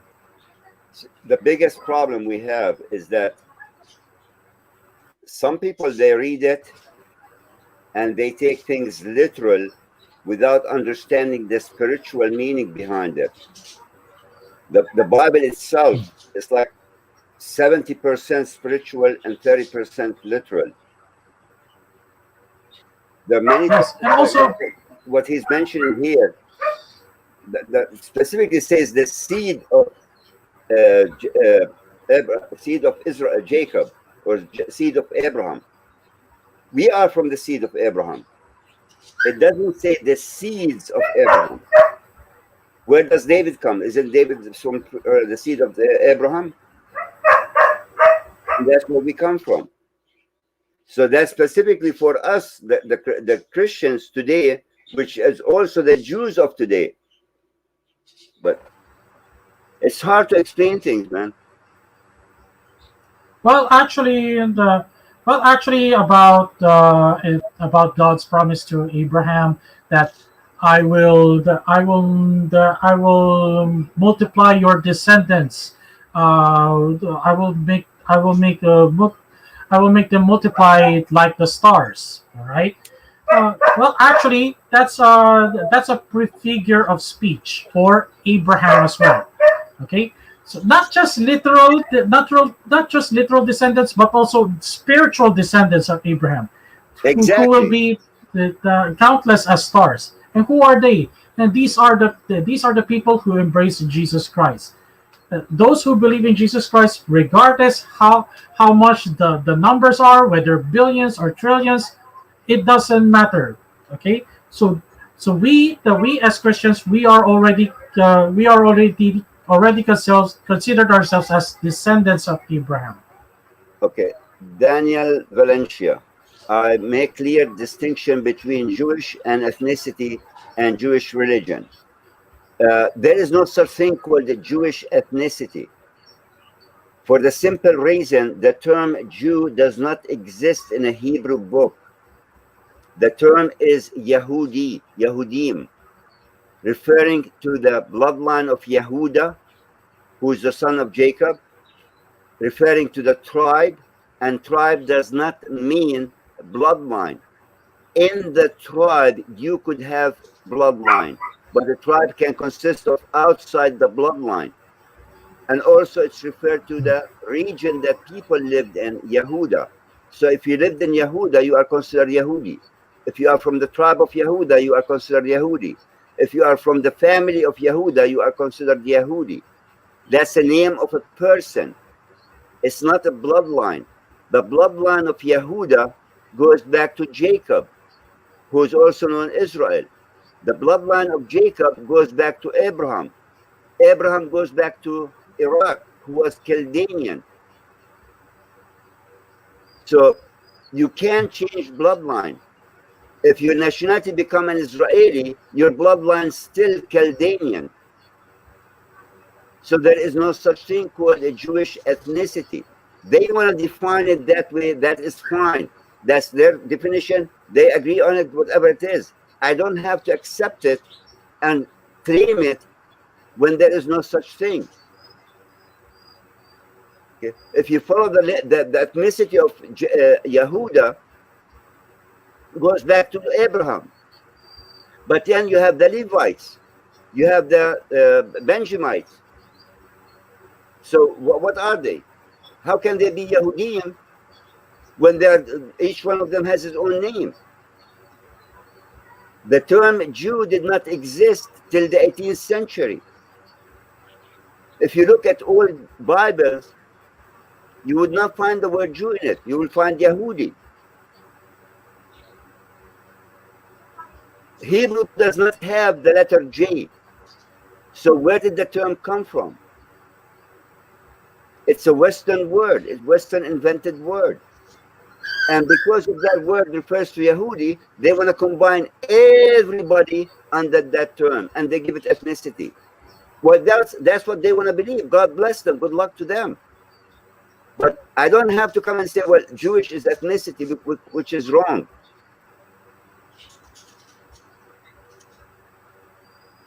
The disciples and first Christians were all Jewish ethnically.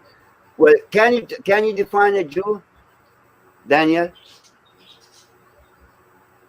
Can you define a Jew? Who is a Jew?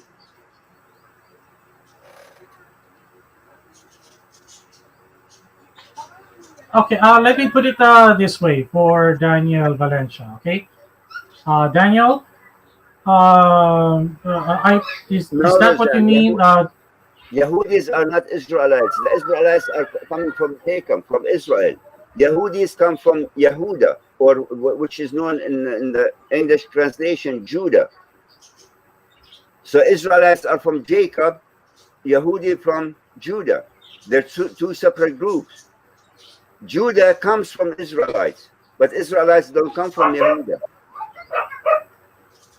Their Okay, name of people. Israel is Jacob. It's the name of a person. It does not mean bloodline. Yehuda is the name of a person. Does not mean bloodline. Son of Israel, son of Jacob. That's a name of a person. How can a name of a person gives you ethnicity? If I say you're Italian, is that because your name Rosanna? So Rosanna is ethnicity. Can I do that? Can I say Rosanna D is ethnically?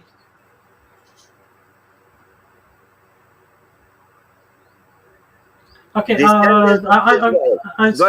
Excuse me, brother. Okay, Daniel Valencia. So, I think you were referring to the Jews or being Jewish as a practitioner of the Jewish religion, Judaism. Is that what you're referring to?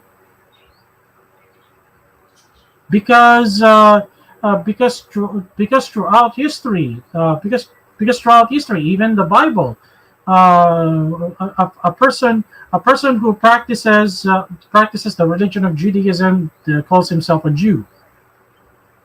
Is that what you're trying to say? Huh. Okay, brother, go ahead. The term Jew come from southern province of Judah, right? No, sir. The term Jew comes from the name Yehuda. The term Judah is the son of Jacob. His actual name is Yehuda. The province of Judah is referred to him because he was the ruler at that area, the kingdom of Judah. So it's not a named area that existed. It was referred to him because he was the ruler on it. Okay, so that's the name of a person. If you lived in that region, you are considered to be Yehudi. Like, if, for example, in America, if you live in California, we call you Californian. If you live in Florida, we call you Floridian.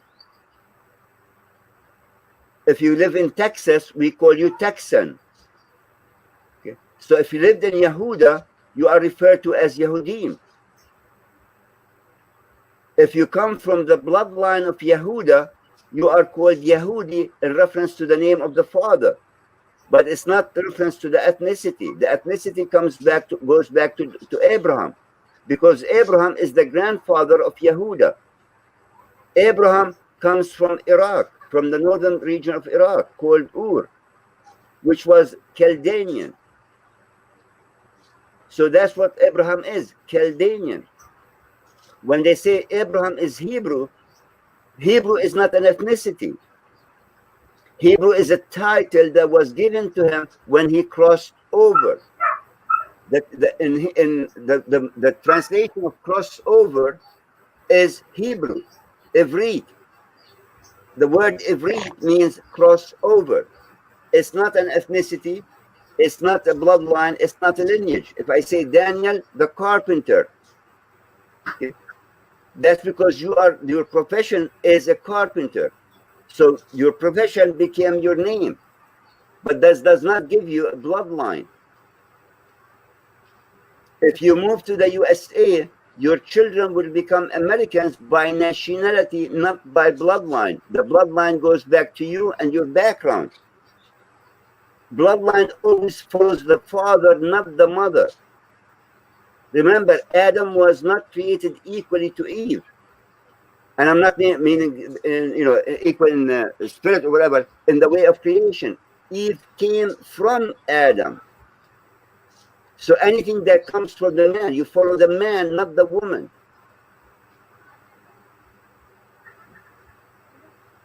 If God created Adam and Eve in the same exact manner, then the lineage would not make no difference. But creation started with Adam. Now, why is a Jew refers to his mother? Because you're not considered a Jew unless if your mother is a Jew. And you ask a Jew, who's your grandfather? They will tell you Abraham. Well, Abraham was the first Jew. Ask any Jew who is the first Jew, they can't tell you. They don't know. Because the first Jew is Yehuda, based upon his name, not because of his bloodline.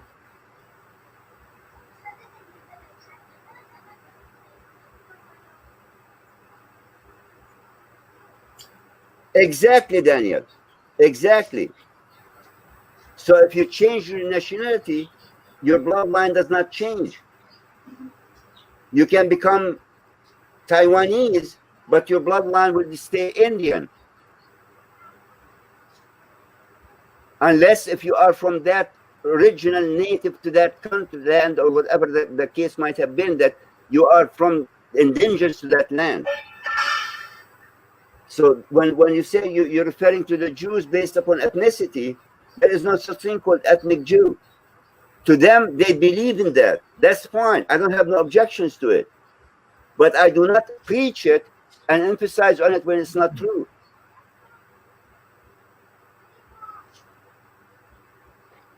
You want to add anything?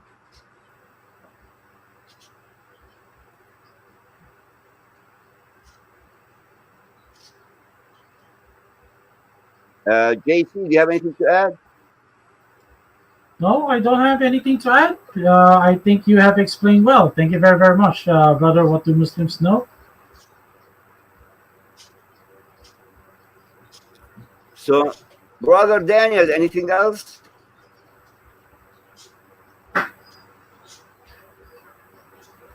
Okay, he says Jews practice matriarchy. That's why only Sarah's son was accepted, not Ishmael.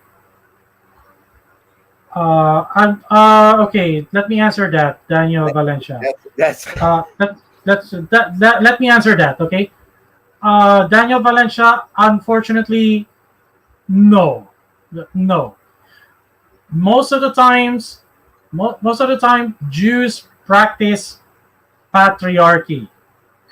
You'll never find a single Jew uh, uh, speaking about his mother, not because that Jew is disparaging his own mother. No, no, not because of that. But it's because that's the way the Bible. That's the way the Bible tells them. That's the way the Torah tells them. actually So it's not. so the, Sorry it's to cut not you it's off. not Actually, matriarchy. Okay, go ahead. according to their books, the lineage comes from the father. It's like the religion comes from the mother, the bloodline comes from the father. It doesn't make sense. But at the end of the day, their own books, it says that the lineage and the bloodline comes from the father.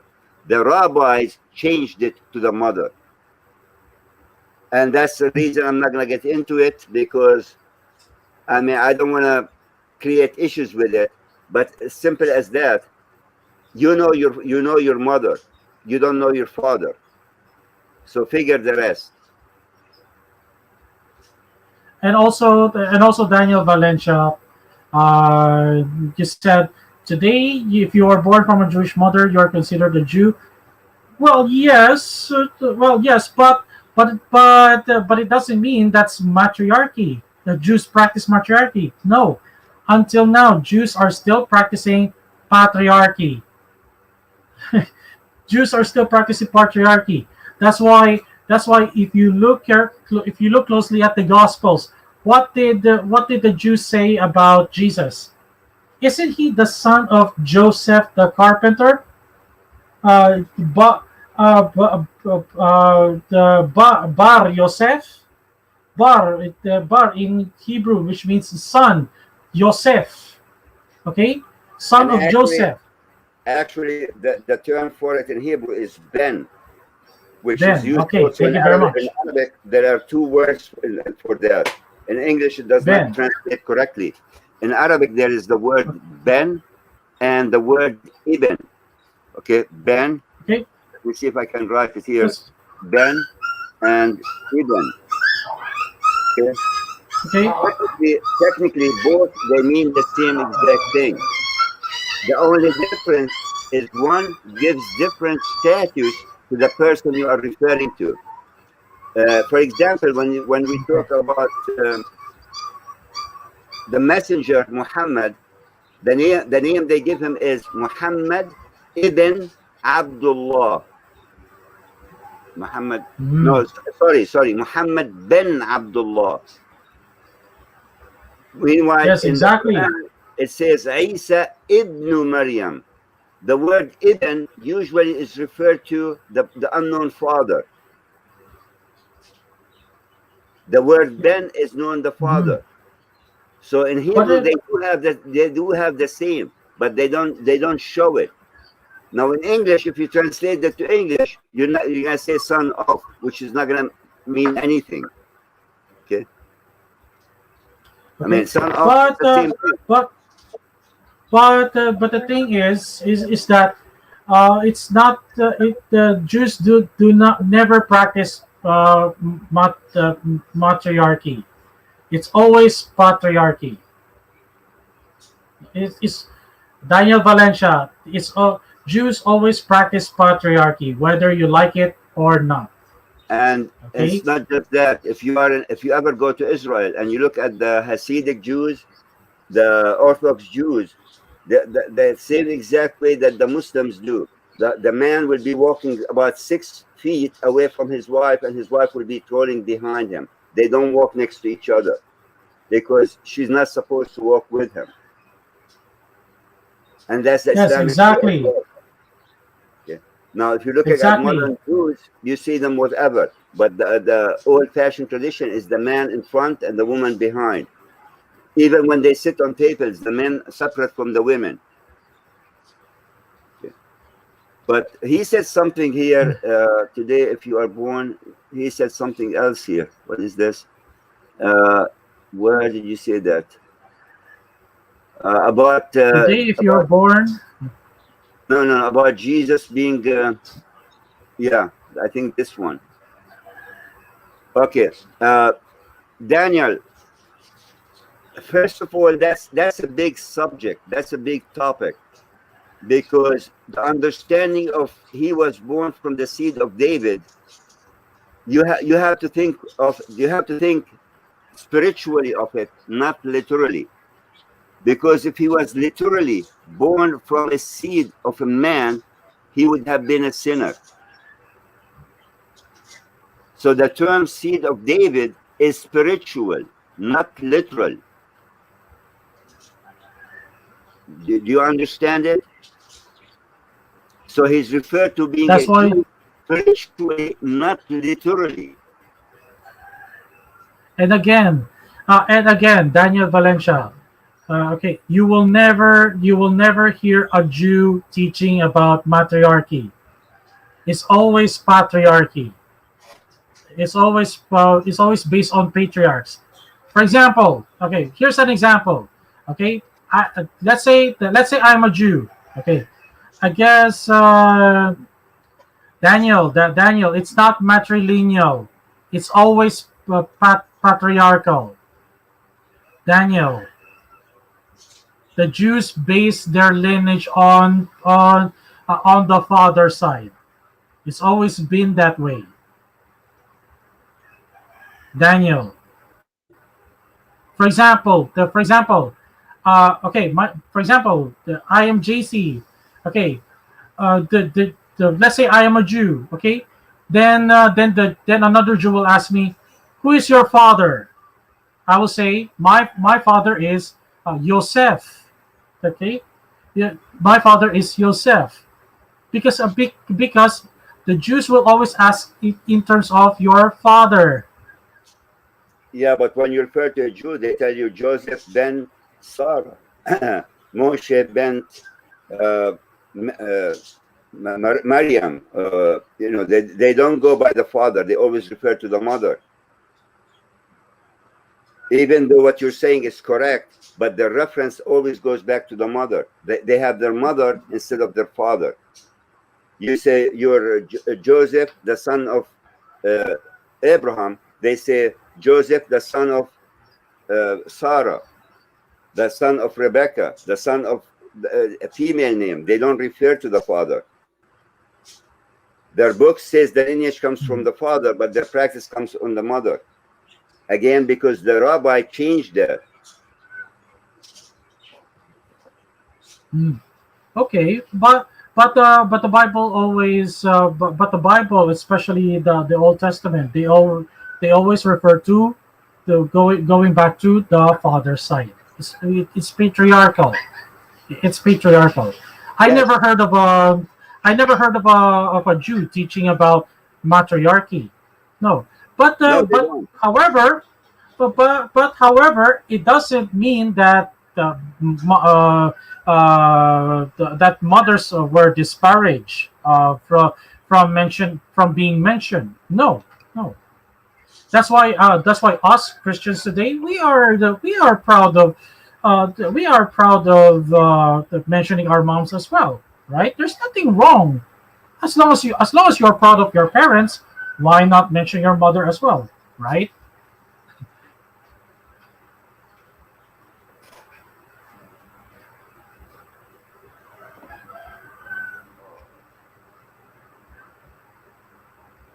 Okay, anything else, guys?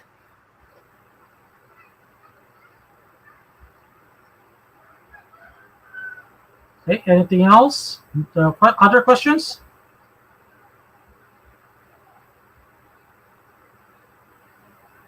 I guess there are no more questions. I think we have discussed everything. We have informed them everything about our topic for today about Zionism. Zionism, history of Zionism, Balfour Declaration, and why the Zionism is very dangerous. We have biblical evidences to prove that the Jews are that the Jews or Israelites are scattered around the world, and there's no such prophecy ever foretold that the Israelites or the Jews will ever come back to Jerusalem or the state of Israel will be established. Okay, so we have proven that. Okay, what do Muslims know? Do you have anything else you like to add?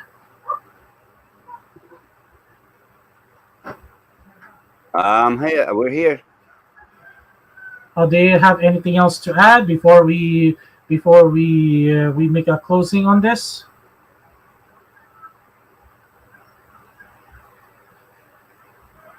Yeah, David, why? I know you have the links or the channels for Brother Rob Christian, Adam Seeker, Sam Shamoun. I hope you have them, and Sister Hatuns. Because in all honesty, I mean, literally, I'm going to be supporting those four and David Wood. All the rest, I mean, if you guys, it's up to you. But those, I mean, Rob Christian, Adam Seeker are true warriors. And last week alone, in 1 week, they got 2 Muslims out of Islam. I mean, you can't do better than that. Meanwhile, you have other people for God knows how long, and they can't even talk to a Muslim. especially All his right. second Thank you. channel as well. His second channel. Please support Rob Christian's channels. Okay, and I will have this uploaded as well on my Facebook page. Okay, so I'm going to give the link. I have my own apologetics page. So How can I send the link? That's the problem I have. I mean, it's too much of a file to send it. How do you do that? Unless if you download it, you know how to do. I'm computer idiot. I can say it loud and clear. When it comes to computer and technology, I'm idiot. I'm old school. So if you know how to download it, how to download well, it. no worries because I already have my own recorder here. Okay, so Oh, okay, good. I can share this. Yeah, I can share this. Sounds good to me. All right. All right. So, any further questions from David Rai, from Daniel? No questions. And Okay. remember, So, guys, remember, you're followers of Christ. You are a Christian. No affiliation.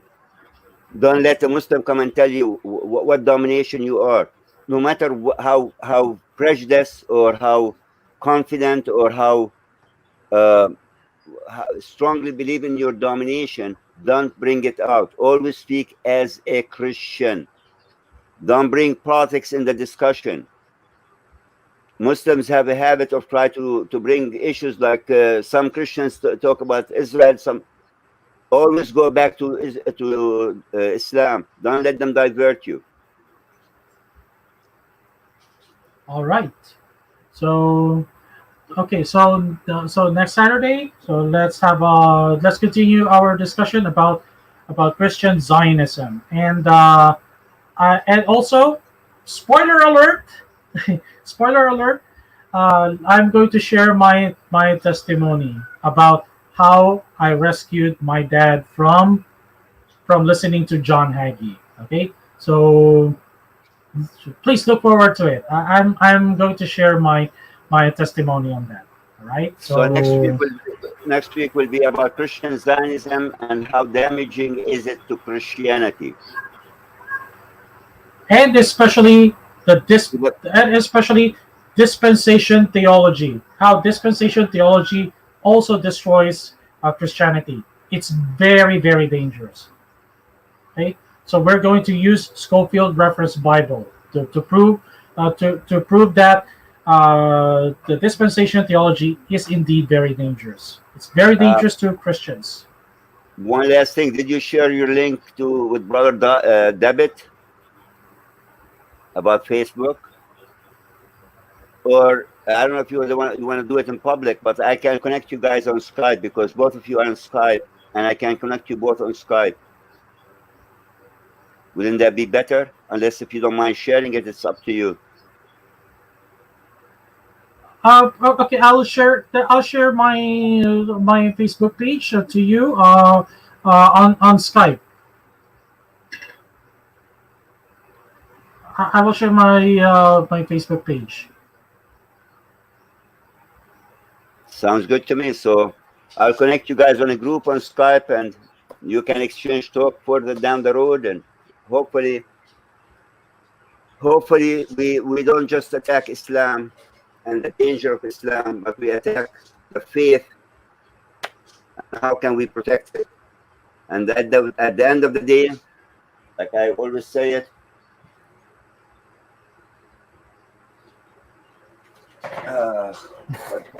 let me remember.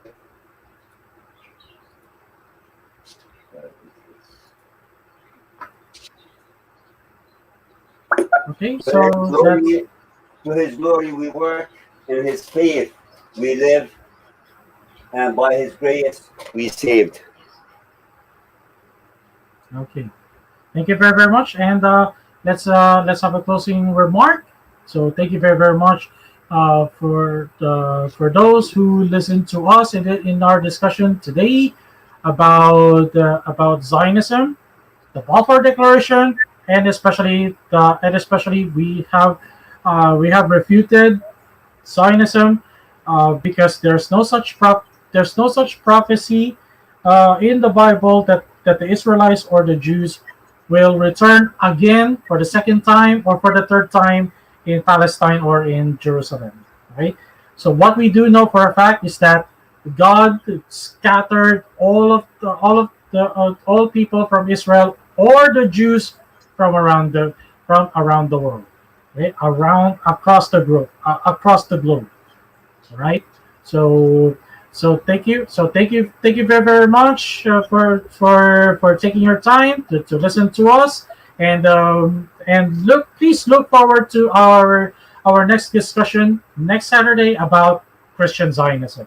Bro JC, actually, I thank you for giving me the chance to bring you on board, and we can, expose all this. In God's will, next week we'll continue. Thank you for Yes, being here. Thank you guys for listening, whoever is here. Thank you for those who did not listen. They might listen later. And again, I'm not looking for numbers on YouTube. Numbers don't mean nothing to me. Okay.